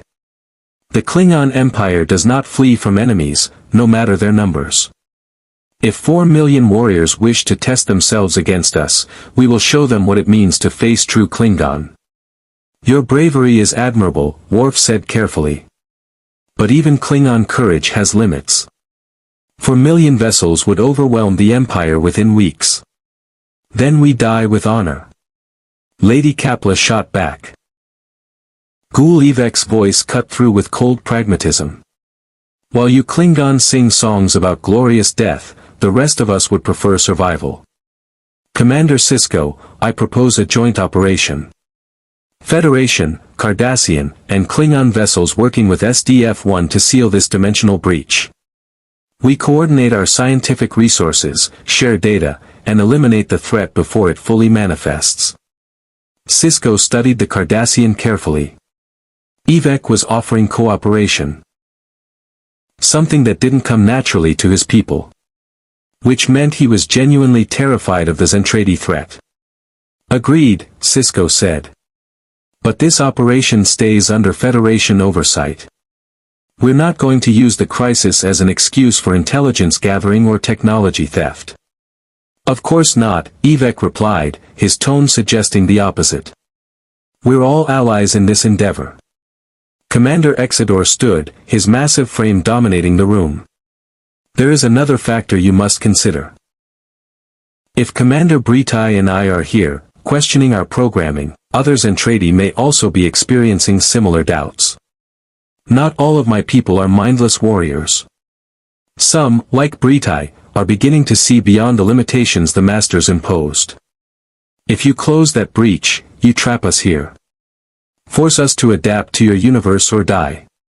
And if we don't close it? Admiral Gloval asked. What happens when the full armada arrives and finds you've been negotiating with Micronians instead of exterminating them? What will your commanders do to you? Exodore's silence was answer enough. Hayes stood, moving to the viewport where the distant forms of SDF-1 and the Zentraedi battlecruiser hung in space. We're talking about condemning your entire crew to exile. That's not a decision we can make lightly. No, Exodore agreed. But it may be necessary. Commander Britai sent me here not just to negotiate, but to assess whether survival in this universe is possible for Zentraedi who refuse to follow their original programming. Whether beings bred as weapons can become something more. Sisko recognized the weight of that question. It echoed struggles the Federation had faced before, with the Borg drones who'd been severed from the collective, with artificial intelligences seeking personhood, with species who'd been engineered for specific purposes trying to define themselves beyond their design. Commander Exodore, the Federation has a principle: all sentient beings have the right to self-determination. That includes choosing who and what you become. If you and your crew want to stay here, to build new lives beyond warfare, we'll help you. But you need to understand, that means accepting our laws, our values, our ways of resolving conflict without constant combat. Can warriors become farmers? Exodore asked quietly. Can soldiers become artists? Can beings programmed for destruction learn to create instead? I don't know, Sisko admitted. But I've seen the Borg learn to be individuals. I've seen artificial intelligences develop emotions. I've seen species that were enemies become allies. If you're willing to try, we're willing to help. Lady Kapla's expression softened slightly, unusual for a Klingon. There is honor in choosing your own path, Commander. Even if that path leads away from battle. Perhaps especially then. Gul-Evek remained skeptical. This is all very philosophical. But the practical matter remains. We need to close that dimensional breach before it becomes a highway for invasion.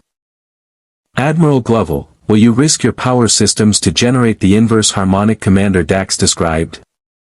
Gloval looked to Hayes, then to Fokker, who'd entered quietly during the discussion. The pilot's expression was grim. Admiral, the crew will back whatever decision you make, Fokker said. But I've got to be honest, we've been running on desperation for so long, the thought of having a real home, even if it's not our original Earth, that's appealing. These people seem willing to give us a chance. Maybe it's time we stopped running. Captain Hayes? Gloval prompted. Hayes straightened, her military bearing evident. Sir, if we don't close that breach, we doom this entire quadrant to the same war we've been fighting. I didn't survive the Zentraedi invasion just to inflict it on another universe. We seal the breach. We take our chances here. Admiral Gloval stood, his weathered face resolute. Then it's decided. Commander Sisko, coordinate with your science teams. We'll provide full access to our reflex systems. Let's close this door before something worse than Commander Bretai comes through it. As the meeting broke up, Dax pulled Sisko aside. Benjamin, there's something I didn't mention in front of everyone. The inverse harmonic process, it's going to create a massive subspace shockwave.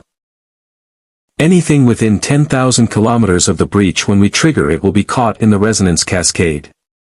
How massive are we talking? Enough to potentially damage ships, disrupt warp cores, maybe even tear smaller vessels apart. She paused. We'll need to evacuate the area. And someone will need to be right at the breach epicenter to modulate the inverse harmonic in real time. Sisko understood immediately. SDF-1. They'll be at ground zero. They're the only ones with the necessary power output and the Protoculture matrix interface. Admiral Gloval and his crew will be riding out a dimensional storm that could tear their ship apart from the inside. Through the viewport, Sisko watched SDF-1's running lights blink in the darkness, a city ship carrying 70,000 souls, preparing to risk everything to close a door they'd inadvertently opened. Then we'd better make sure they survive it, Sisko said. Because if they're willing to sacrifice themselves to protect us, the least we can do is be there to pull them out when it's done. The operation began at 0600 hours station time. Every vessel in the sector had pulled back to a safe distance, 20,000 kilometers from the dimensional breach, a perimeter marked by hazard buoys and constant sensor sweeps. Every vessel except one.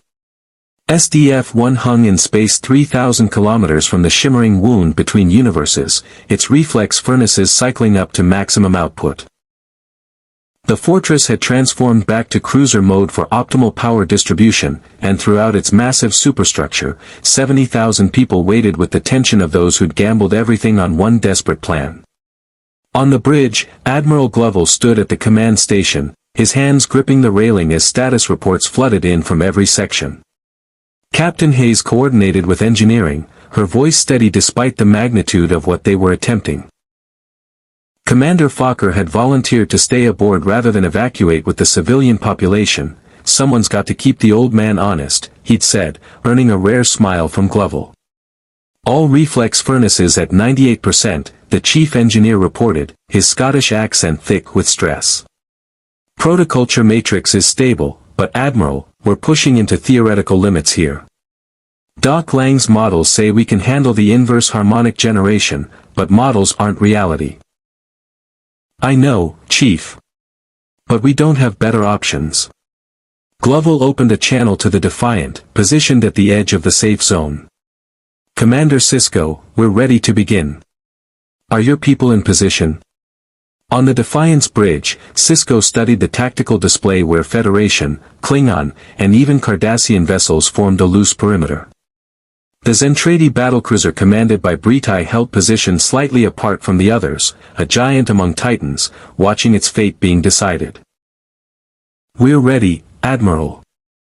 Commander Dax will coordinate the harmonic frequencies from here. Chief O'Brien has linked our systems to yours for real-time monitoring. But I want to be clear, at the first sign your ship is in danger of structural failure, we're pulling you out. Understood. Though I'm not sure how you'd evacuate 70,000 people before dimensional collapse. There was dark humor in Gloval's voice. We're committed, Commander. Let's make it count. Dax's fingers danced across her science station. Admiral Gloval, I'm transmitting the base frequency now. Your protoculture matrix needs to begin resonating at 2.7 terahertz, then gradually shift to the inverse harmonic as I modulate the signal. Think of it like playing a musical instrument, except the instrument is reality itself and one wrong note could tear us all apart. That's comforting, Fokker muttered. The reflex furnaces began to hum, not audibly, but through the fabric of space itself. The dimensional breach responded, its edges flickering as exotic particles began to dance along the tier's perimeter. On every ship's sensors, the readings went haywire as normal physics took a temporary vacation. The breach is responding, Hayes reported. Dimensional stress is increasing. The tear is trying to stabilize at its current size. That's expected, Dax said through the comm. Now comes the hard part. Admiral, increase your output to the inverse frequency. Slowly. If you spike it too fast, you'll create a resonance cascade that could expand the breach instead of sealing it. Gloval gave the order. Throughout SDF-1, the reflex furnaces began to sing, a harmonic that existed in 11 dimensions simultaneously, a sound that would have been impossible in purely three-dimensional space. The protoculture matrix, that exotic matter stolen from the Robotech masters, channeled energies that made Federation antimatter reactions look crude by comparison. The dimensional breach convulsed. We're getting feedback, the chief engineer shouted. The breach is pushing back against us. It's like it's trying to stay open. Increase power to compensate, Gloval ordered. All available energy to the protoculture matrix. Life support to minimum sustainable levels. We can survive on emergency reserves for the duration. Throughout SDF-1, the lights dimmed. Artificial gravity fluctuated slightly. In the civilian sections, people grabbed onto supports as the ship groaned under stresses it was never designed to handle. Parents held children close. Engineers monitored failing systems and prayed to whichever gods they still believed in. And in the hangar bays, the Valkyrie pilots sat in their cockpits, ready to launch if evacuation became necessary. On the Defiant, O'Brien's console erupted in warnings. Commander, SDF-1 structural integrity is dropping. They're at 92% and falling. The dimensional forces are tearing at their hull plating. Worf's hands moved to tactical. Should I prepare tractor beams? Not yet, Sisko said, though every instinct screamed to intervene. They need to finish this. Dax's voice carried urgency. Benjamin, the breach is destabilizing. I'm reading quantum fluctuations consistent with something trying to pass through from the other side. If another Zentraedi ship attempts transit during the harmonic collapse, it would be torn apart, Sisko finished. And the debris would probably take SDF-1 with it. On the Zentraedi battlecruiser, Commander Britai watched the dimensional breach writhe like a living thing. Exodore stood beside him, his scholarly mind attempting to process what their sensors were reporting. Commander, I'm detecting a transmission through the breach. It's faint, heavily distorted, but it's a Zentraedi command frequency. One of our own ships is attempting to follow us through. Britai's expression hardened. Can you identify which vessel? Negative. But the energy signature suggests a Thuvrosalon-class battlecruiser. Possibly Fleet Commander Azonia's flagship. Azonia. Britai's voice carried history. She would not understand what we found here. She would see only enemies to destroy and protoculture to reclaim. Should we warn the Micronians? Britai hesitated, then opened a channel to all vessels. Commander Sisko, Admiral Gloval. Be advised. We're detecting another Zentraedi vessel attempting to transit the breach. If they emerge during your harmonic collapse, they will be destroyed, but the explosion could cascade into your reality. On SDF-1's bridge, Gloval's jaw set. How long until transit? Unknown, Bretai admitted. Minutes. Perhaps seconds. Hayes turned to Gloval. Admiral, if we spike our output now, we could seal the breach before they fully emerge. But it would mean pushing our reflex systems past safety limits. We might not survive it.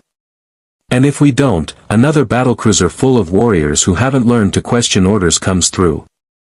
Gloval looked at Fokker, at Hayes, at the bridge crew who'd followed him through hell. We didn't come this far to let fear make our decisions. Chief, give me everything. Full power to the Protoculture matrix. Commander Dax, I hope your calculations account for us going to maximum because that's what's happening. Admiral, wait. Dax started, but Gloval had already given the order.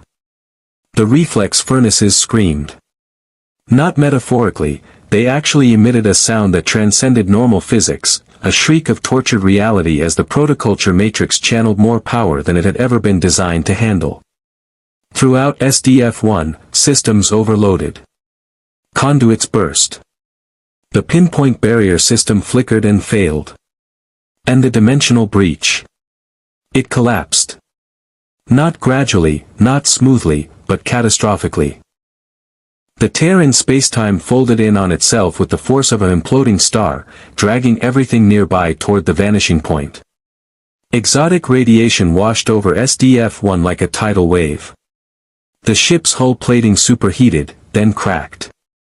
Emergency bulkheads slammed down throughout the vessel, sealing off sections exposed to the void. And halfway through the breach, the second Zentraedi battlecruiser materialized, or tried to. Caught between universes as reality sutured itself closed, the massive vessel was torn in half. The forward section emerged into the Alpha Quadrant for 3 seconds before the dimensional forces ripped it into constituent atoms. The aft section was pulled back into the other universe, presumably destroyed in the same catastrophic fashion. The shockwave hit everything. The Defiant's shields flared as subspace distortions washed over them. Alarms shrieked. The ship spun, its inertial dampeners struggling to compensate. Sisko gripped his chair as the deck pitched beneath him. Structural integrity at 70%. Kira shouted. Shields holding at 42%. We're getting secondary shockwaves from the debris field. Lady Kapla's Klingon vessels fared better, their ships were built for punishment. But one bird of prey, positioned too close to the safe perimeter, took the shockwave broadside. Its starboard wing crumpled, and the ship began to tumble, emergency thrusters firing to stabilize. The Cardassian cruisers activated their spiral wave disruptors instinctively, as if they could shoot the shockwave. When that proved ineffective, they diverted all power to shields and rode out the storm. But SDF-1 bore the brunt of the dimensional collapse. The fortress that had survived years of warfare, that had carried humanity's last hope across the stars, was engulfed in a maelstrom of collapsing spacetime. I've lost contact with SDF-1. O'Brien reported. Too much interference. Their power signature is fluctuating wildly. I can't tell if they're still intact. Get me a visual, Sisko ordered. The view screen cleared slowly as the exotic particles dissipated. Where the dimensional breach had been, there was now only empty space, reality healed, the scar sealed. And drifting through the debris field of the destroyed Zentraedi battlecruiser. SDF-1 hung broken in space. Its bow sections were scorched black, armor plating peeled away like paper. The starboard side showed a massive breach. A wound in the hull that exposed internal decks to vacuum. The running lights were out. The reflex furnace's glow had faded. And the ship was venting atmosphere from a dozen locations. No power readings, Dax said quietly. Benjamin, they're dead in space. Sisko was on his feet immediately. All ships, emergency rescue operations. Transporters at maximum capacity. Medical teams to standby. Chief, can we get a lock on survivors? O'Brien's hands flew across his console. Aye, sir. Reading. Multiple life signs. Most of the civilian sections are intact, protected by their emergency bulkheads. But the bridge section took heavy damage. I'm not reading any life signs there. The bridge.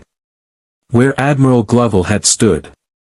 Where Captain Hayes had coordinated the operation. Where Commander Fokker had refused to evacuate. Keep scanning, Sisko ordered, his voice hard. Worf, coordinate with the Klingon and Cardassian vessels. We need every transporter we've got working. 70,000 people need evacuation, and SDF-1 isn't going to hold together much longer. Lady Kapla's voice came through, stripped of its usual bravado. Commander Sisko, the House of Tal offers all assistance. The SDF-1 crew fought with honor. We will not let them die in the cold dark. Even Gul Evek's transmission carried genuine concern. Cardassian medical facilities are available. We have experience with mass casualty events. Send us coordinates for the most critical cases. And from the Zentraedi battlecruiser, Commander Bretai's voice, quiet, contemplative, Admiral Gloval gave his life to close the breach. To protect not just his people, but all of yours. This is not how warriors should die. This is not how any being should die. We will assist in the rescue. The largest coordinated relief operation in Alpha Quadrant history began. Transporters hummed continuously, pulling survivors from the dying fortress. Medical bays overflowed. DS-9's promenade transformed into an emergency shelter. And piece by piece, SDF-1's surviving population was evacuated. But 3 people remained unaccounted for. 3 people whose signal should have been on the bridge when the dimensional collapse hit. Admiral Henry Gloval. Captain Lisa Hayes. Commander Roy Fokker. The 3 officers who'd stood at ground zero and pushed the reflex systems past their breaking point to ensure the breach sealed completely. Sisko stood in ops, watching the rescue operation unfold on multiple screens. 70,000 lives saved. The dimensional breach closed. The Zentraedi threat contained. But the cost was written in the empty chair where Admiral Gloval would never sit again. In the silence where Captain Hayes's competent coordination would never be heard. In the absence of Commander Fokker's irreverent humor. Commander, Dax said softly. We're getting a transmission. It's from SDF-1's emergency beacon. Audio only, heavily damaged. But it's there. Play it. Static-filled ops. Then, through the interference, a voice, weak, labored, but unmistakable. This is Admiral Henry Gloval, to any, receiving. Bridge section compromised. Main power offline. Hayes and Fokker, critical condition but stable. We're in an emergency shelter, beta section, deck 42. Hull breach sealed, but oxygen running low. Request, immediate extraction. They were alive. Lock onto that signal. Sisko ordered. Get them out of there now. As O'Brien worked frantically at the transporter controls, Sisko allowed himself a moment of relief. The day had cost them dearly. SDF-1 would never fly again, the Zentraedi were stranded in this universe, and the political ramifications would take years to sort out. But Admiral Gloval and his senior staff had survived. 70,000 refugees had a new home. And the dimensional breach that could have doomed the Alpha Quadrant was sealed.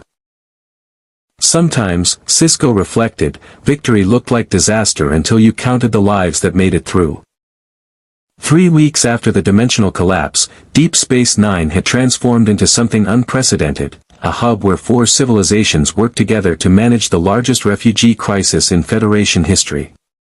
The promenade, once a bustling commercial district, now served as temporary housing for SDF-1 civilians while permanent accommodations were arranged. The upper pylons had been converted into medical facilities where Starfleet, Klingon, and even Cardassian doctors treated injuries from the dimensional shockwave. And in the wardroom, a very different kind of crisis was unfolding.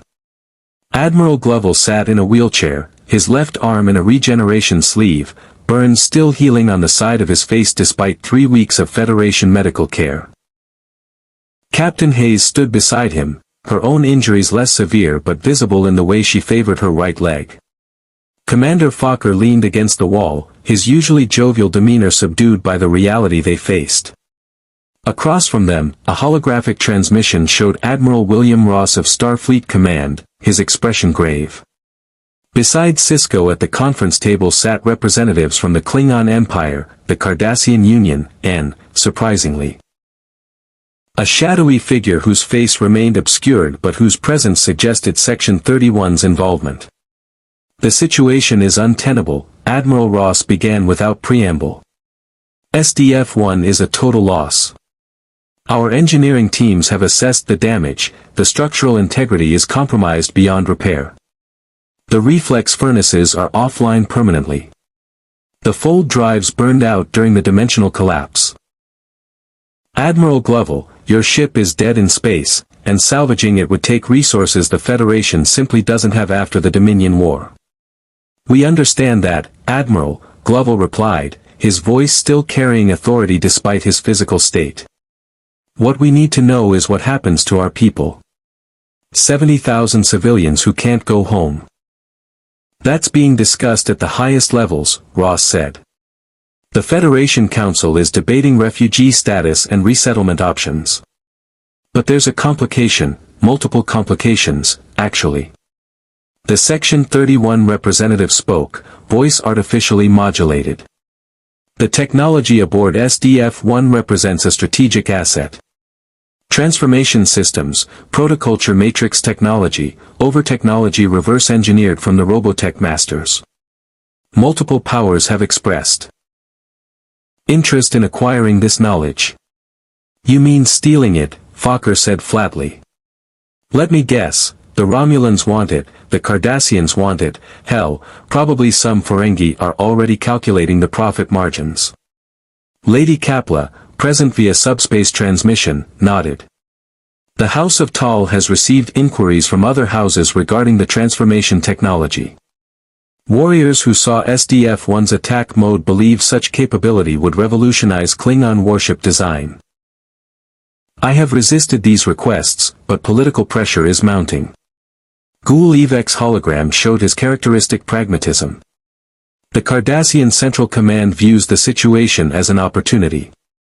Your people need homes, resources, protection. We could provide these things in exchange for technological consultation. It's a fair trade." "It's extortion," Hayes snapped. "You're leveraging our desperation to acquire military technology." "I'm offering a mutually beneficial arrangement," Evek countered. "Your alternative is what, exactly? Living in Federation charity indefinitely? Becoming permanent refugees with no purpose, no future?" Sisko intervened before the argument escalated. "Admiral Ross, what is Starfleet's position?" Ross sighed, and Sisko recognized the weight of political pressure in that sound. "Officially, the Federation offers asylum and resettlement assistance. We're looking at colony worlds that could accommodate your population. Rigel 4 has offered to take 20,000. Betazed another 15. We're working through the logistics." "And unofficially?" Gloval asked. "Unofficially, there's a faction in Starfleet that wants access to your technology. Not for weapons development, the Federation doesn't operate that way, but for defense applications. Your pinpoint barrier system could revolutionize shield technology. The transformation mechanics could enhance our ship designs for specific mission profiles. And if we could understand protoculture, we might solve the energy crisis that's crippled several outer colonies." The Section 31 representative added, "There's also the matter of the Zentraedi. Commander Britai's battlecruiser remains in Federation space. His crew numbers over 5,000, warriors bred for combat who are now questioning their entire purpose. That's either an opportunity or a time bomb. As if summoned by the mention, the wardroom door opened. Commander Britai entered. Still in his reduced form but towering over everyone, with Exodore at his side. Their presence had been requested, though their participation in decisions about SDF-1's fate remained controversial. Admiral Ross, Britai rumbled. The Zentraedi crew has debated our situation extensively. Many wish to return to what they know, warfare, following orders, serving the masters. But others. He paused, choosing words carefully. Others have seen what these Micronians have accomplished. Cooperation between species. Technology used for exploration rather than destruction. Families. The word sounded strange in his mouth, as if he were testing its weight. Exodore stepped forward. In our universe, Zentraedi who show interest in Micronian culture are considered contaminated, subjected to re-education or execution. Here, we have encountered no such persecution. Commander Britai proposes something unprecedented. That willing Zentraedi be allowed to integrate into Alpha Quadrant society. To learn what it means to be more than weapons. You're asking for asylum, Sisko said. For your entire crew. Not all will accept, Britai admitted. Perhaps half wish to maintain traditional ways. But for those willing to change, to adapt, yes. We request asylum. Lady Kapla's eyes gleamed with interest. Warriors seeking new purpose. The Klingon Empire could use such dedication. We offer positions in our defense forces for any Zentraedi who wish to serve with honor rather than programming. The Cardassian military also has opportunities, Gul-Evek added, though his offer sounded more like recruitment than assistance. Gloval slammed his good hand on the table. Enough. Everyone in this room sees my people and the Zentraedi as resources to be exploited. Technology to acquire, soldiers to recruit, strategic assets to position. We're not assets, we're refugees. Human beings and Zentraedi seeking a chance to rebuild our lives without being used as pawns in your political games. Admiral Ross's expression softened. Admiral Gloval, I understand your frustration. But you need to understand the reality. The Federation is stretched thin. The war devastated our infrastructure. We want to help, but help costs resources we barely have. If you're willing to share knowledge, not weapons, not military applications, but scientific principles, it would make resettlement much easier to justify to the Federation Council. You want us to pay for our refuge with our technology, Hayes said bitterly. I want you to contribute to the society that's sheltering you, Ross countered. That's not exploitation, that's partnership. Your engineers could work with Starfleet Corps of Engineers. Your scientists could collaborate with the Daystrom Institute. Your pilots could train at Starfleet Academy.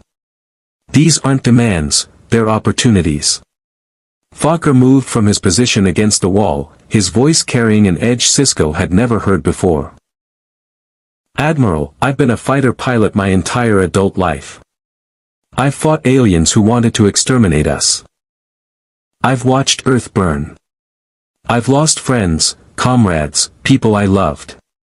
And through it all, I kept flying because that's what I knew how to do. Now you're telling me that my expertise, my experience, my willingness to keep fighting, all of that is just a bargaining chip in political negotiations. That's not what I'm saying. That's exactly what you're saying. Fokker's composure cracked. You want our knowledge, our technology, our skills, but you don't want to give us what we actually need. A home. A future. The chance to be something other than refugees or military assets. The room fell silent. Into that silence, Dax spoke from her position beside Sisko, her ancient voice carrying wisdom from multiple lifetimes. I've lived through 7 lifetimes. I've seen civilizations rise and fall. I've watched the Federation grow from a handful of worlds into a beacon of hope for hundreds of species. And I can tell you this. Every time we've faced a choice between expedience and principles, choosing principles has made us stronger. Not immediately, not obviously, but consistently. She looked directly at Admiral Ross's hologram. The question isn't what SDF-1's people can give us. It's what kind of Federation we want to be. Do we uphold our values only when it's convenient? Or do we prove that asylum means something more than conditional charity? Admiral Ross was quiet for a long moment. When he spoke, his tone had shifted. You're right, Commander. And for what it's worth, that's the argument I've been making to the Council. But I'm one voice among many, and political reality is what it is. The Section 31 representative interrupted, their modulated voice carrying an ominous undertone. There's another factor no one has addressed. The dimensional breach may be sealed, but SDF-1's arrival created ripples. Our sensors have detected anomalous readings in subspace. Echoes of the dimensional collapse. Something noticed what happened here. Something large. The Borg, Worf said immediately. They seek technological distinctiveness. The transformation technology, the protoculture matrix, these would attract their attention. Not just the Borg, the Section 31 agent continued. Multiple powers are watching this situation. The Breen Confederacy has moved ships into position near the Azure Nebula. Romulan subspace transmissions have increased 40% in this sector. Even the Tholians are showing unusual interest. SDF-1's arrival was the most significant dimensional event in recorded history. Everyone wants to understand it, control it, exploit it. Bretai growled low in his throat. Then the Admiral's people are in danger. Not from poverty or lack of shelter, but from those who would dissect them for knowledge. Which is why, Sisko said carefully, we need to act quickly. Admiral Gloval, I have a proposal. Not from Starfleet, not from any government. From me personally, based on what I've learned about your people over these past weeks. Gloval met his eyes. I'm listening. DS-9 needs personnel. We lost people in the Dominion War. We need engineers, technicians, pilots, scientists. Your civilians need jobs, purpose, community. What if we offered positions here?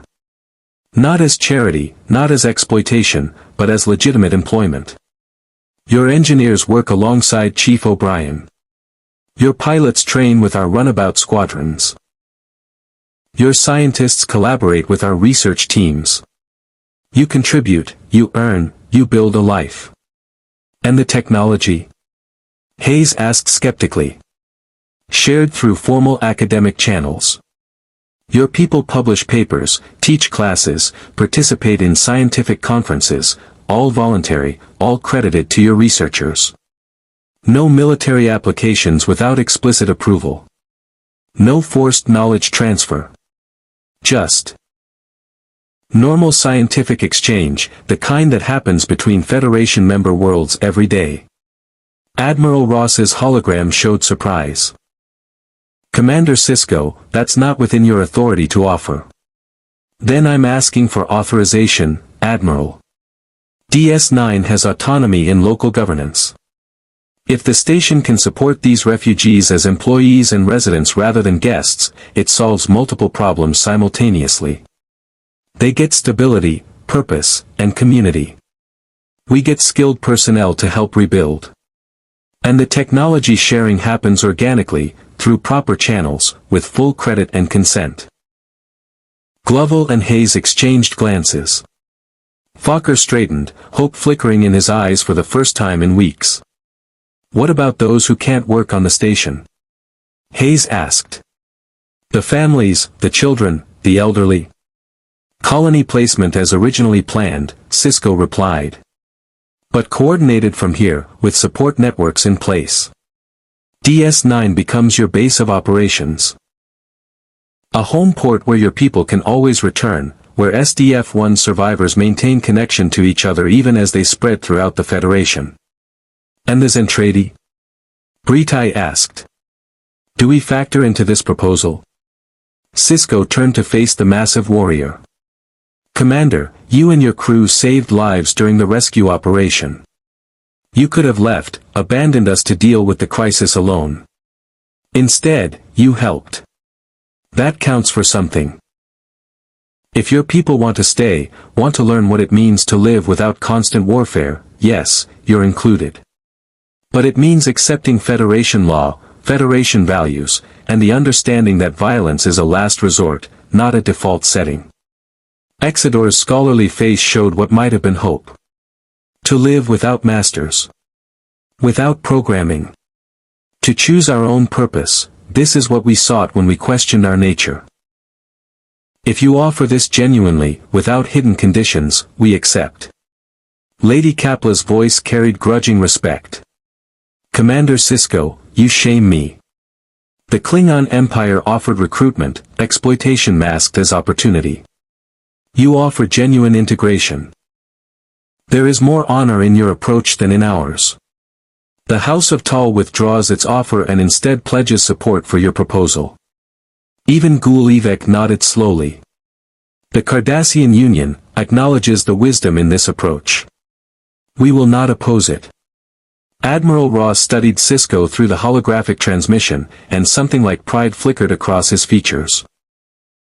Commander, you've just committed Federation resources without authorization, created a precedent that will complicate diplomatic relations with half a dozen powers, and guaranteed yourself months of paperwork with the Federation Council. Yes, sir, Sisko said evenly. I have. Good. Because that's exactly what I was hoping you'd do. Consider this official authorization.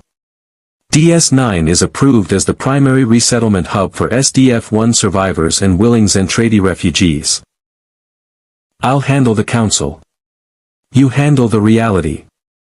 As the conference broke up, Admiral Gloval wheeled his chair closer to Sisko. His weathered face showed exhaustion, pain, and something that might have been gratitude. Commander, why? You could have let the politicians fight over us. Why take this risk? Sisko thought of Jake, of all the children on this station who'd grown up during wartime. Of the civilians who'd sheltered here during Dominion attacks. Of the sacrifices made by people who could have run but chose to stand. Because, Admiral, you closed the dimensional breach even when it meant sacrificing your ship. You saved this quadrant from an invasion that would have killed billions. The least we can do is offer you a place to call home. Gloval extended his good hand. Sisko took it. Then I guess we're staying, Commander.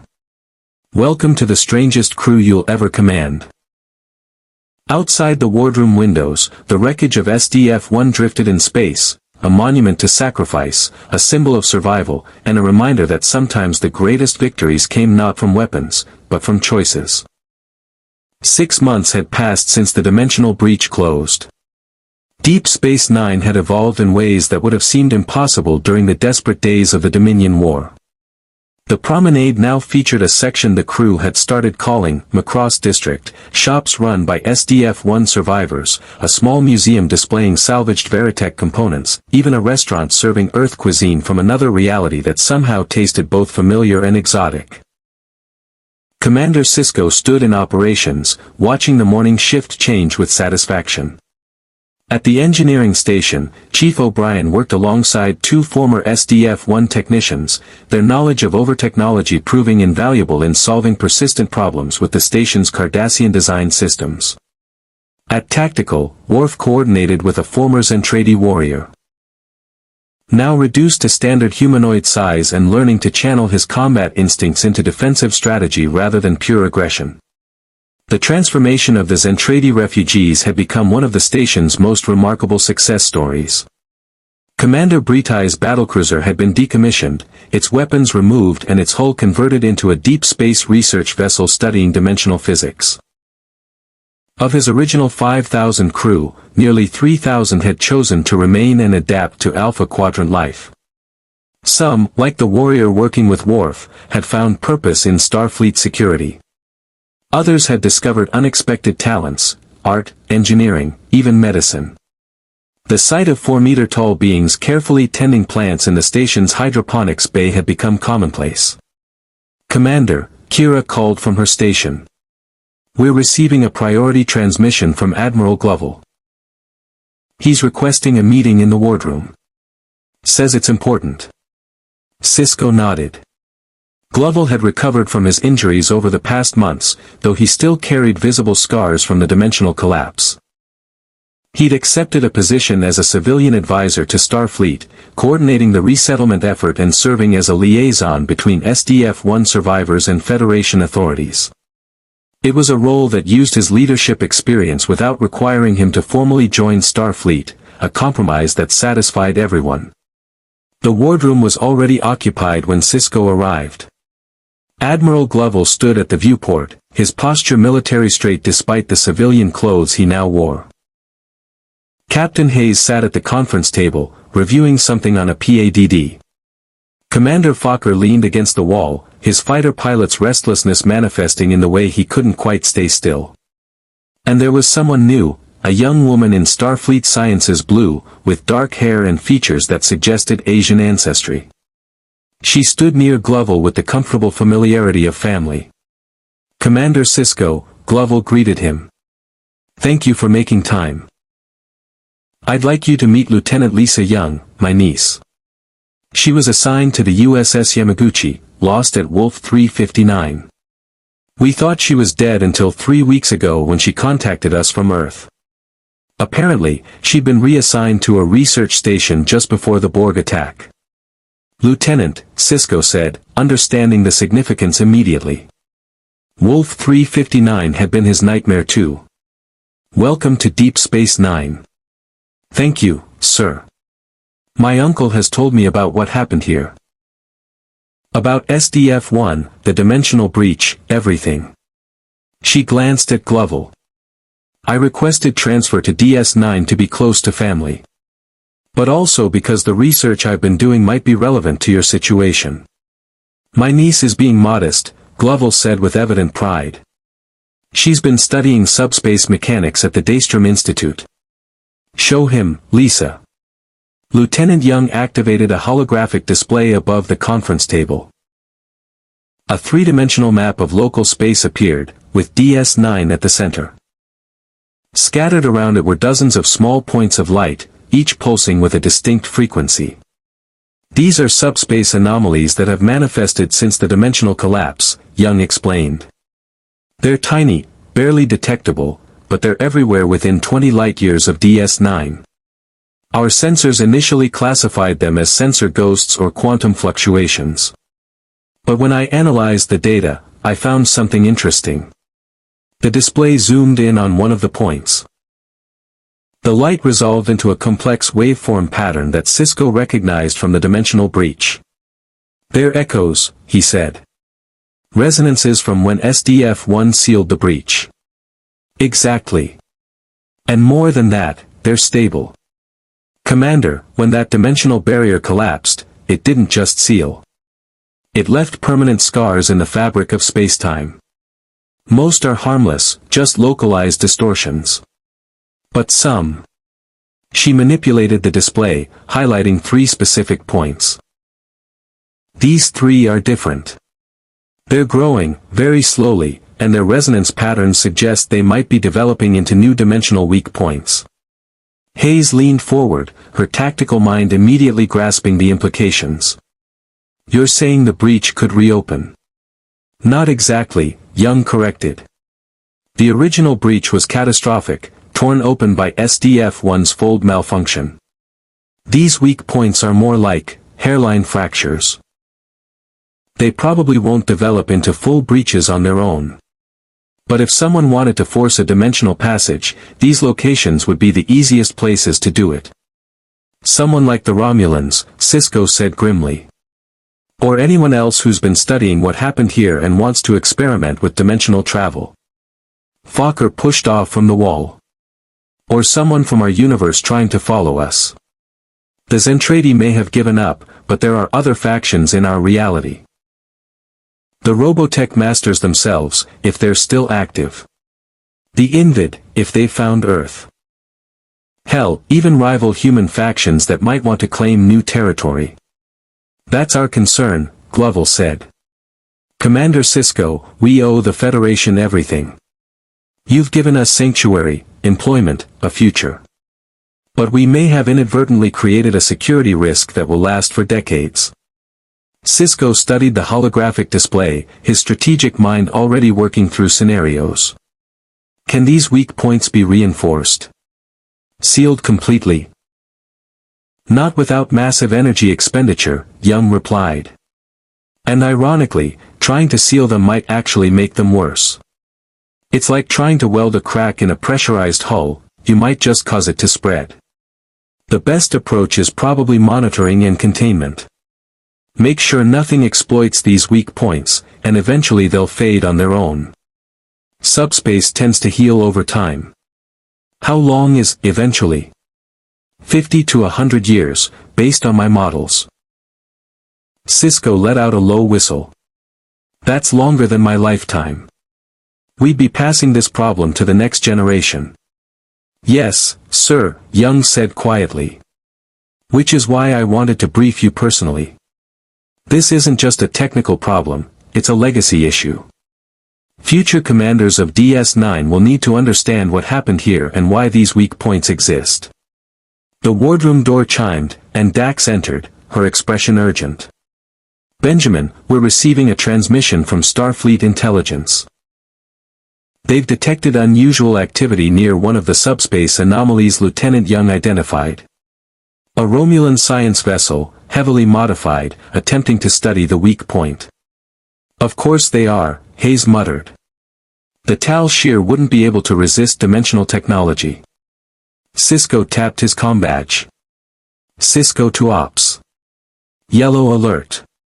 Track that Romulan vessel and prepare to intercept. Do not let them approach the weak point. Worf's voice responded immediately. Acknowledged. Defiant is standing by for launch.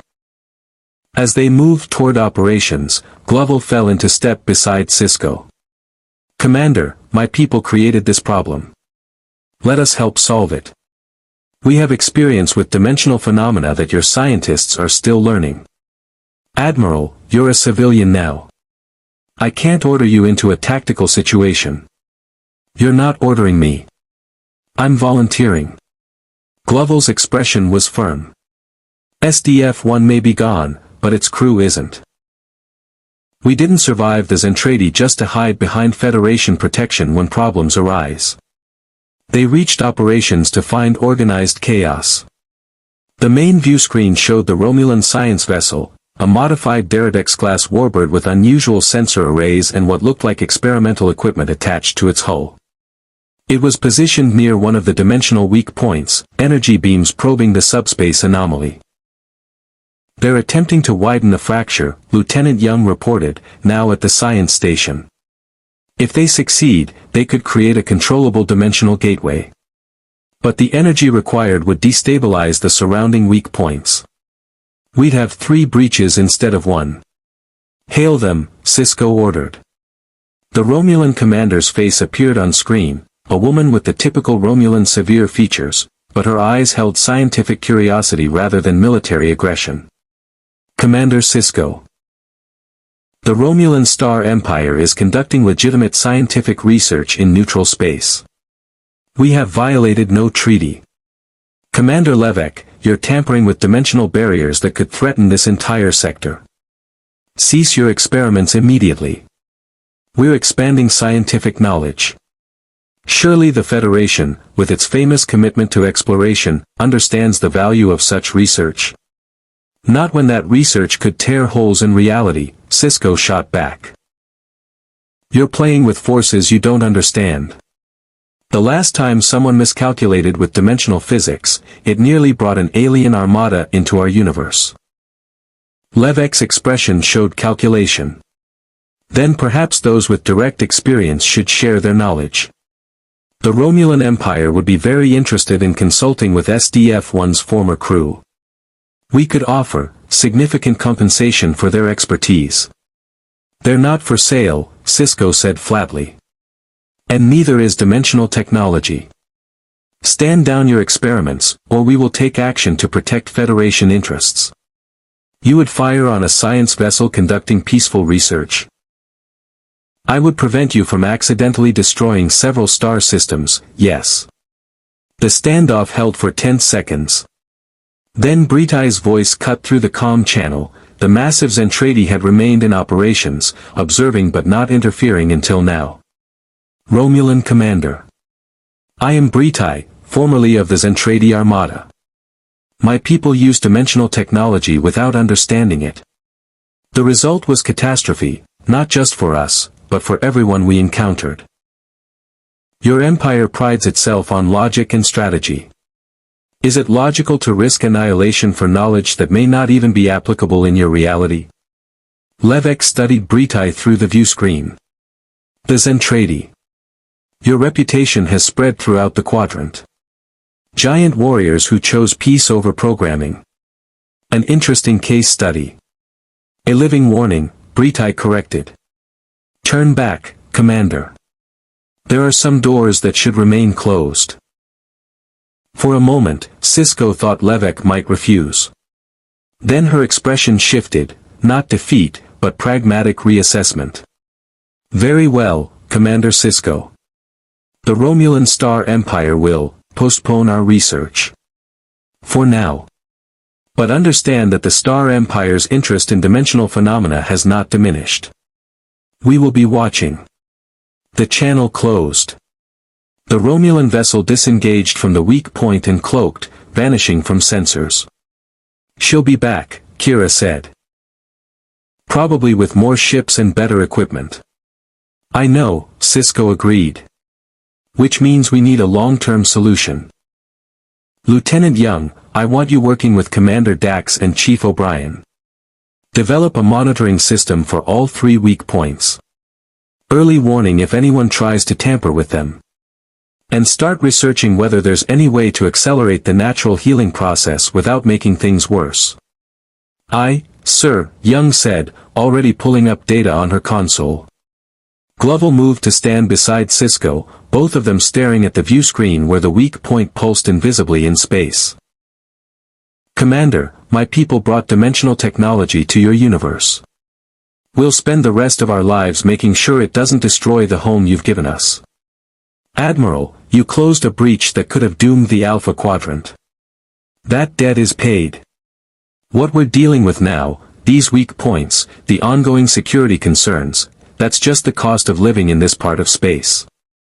DS9 has always been on the frontier, where strange things happen and new challenges appear. Your people have already proven they can adapt. Now we face these challenges together. Fokker had followed them to operations and now stood near the engineering station, watching O'Brien and the SDF-1 technicians coordinate monitoring protocols for the weak points. You know what's strange, Commander? 6 months ago, we were homeless refugees with nowhere to go. Now we're contributing members of your society, helping protect the same people who took us in. That's something I never expected to find when we fell through that dimensional breach. Hayes joined them at the command level, her limp barely noticeable now after months of physical therapy. We've integrated better than I thought possible. The civilians have jobs, homes, purpose. The Zentraedi are learning to be more than warriors. And we're actually useful, our knowledge, our experience, it matters here. It always mattered, Dax said from the science station. You survived impossible odds through ingenuity and determination. Those qualities transcend universes.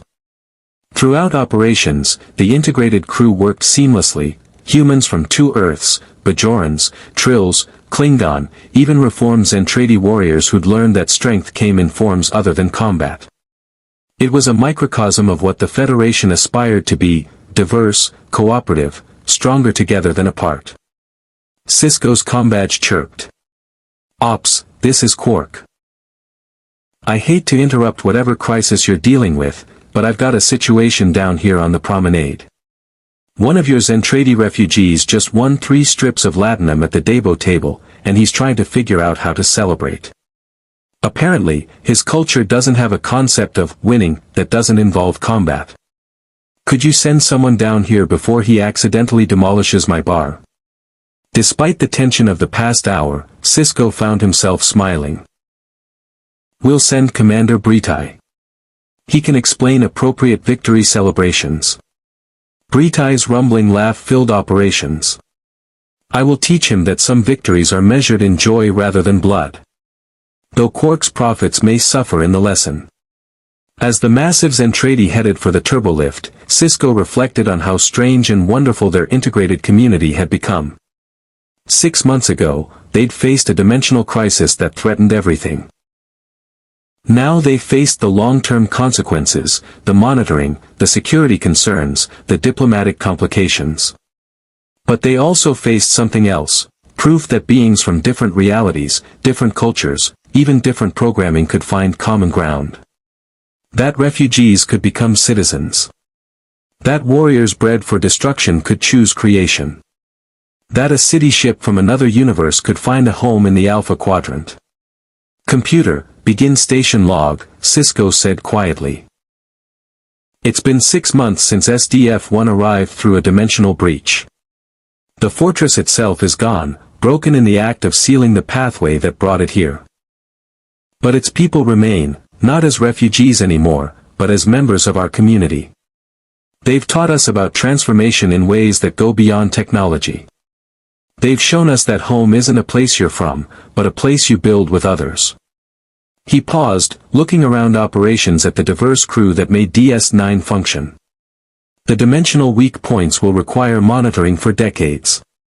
Future commanders of this station will inherit the responsibility we've created. But they'll also inherit the example of what happened here, how different peoples faced an impossible situation and chose cooperation over exploitation, integration over isolation, hope over fear.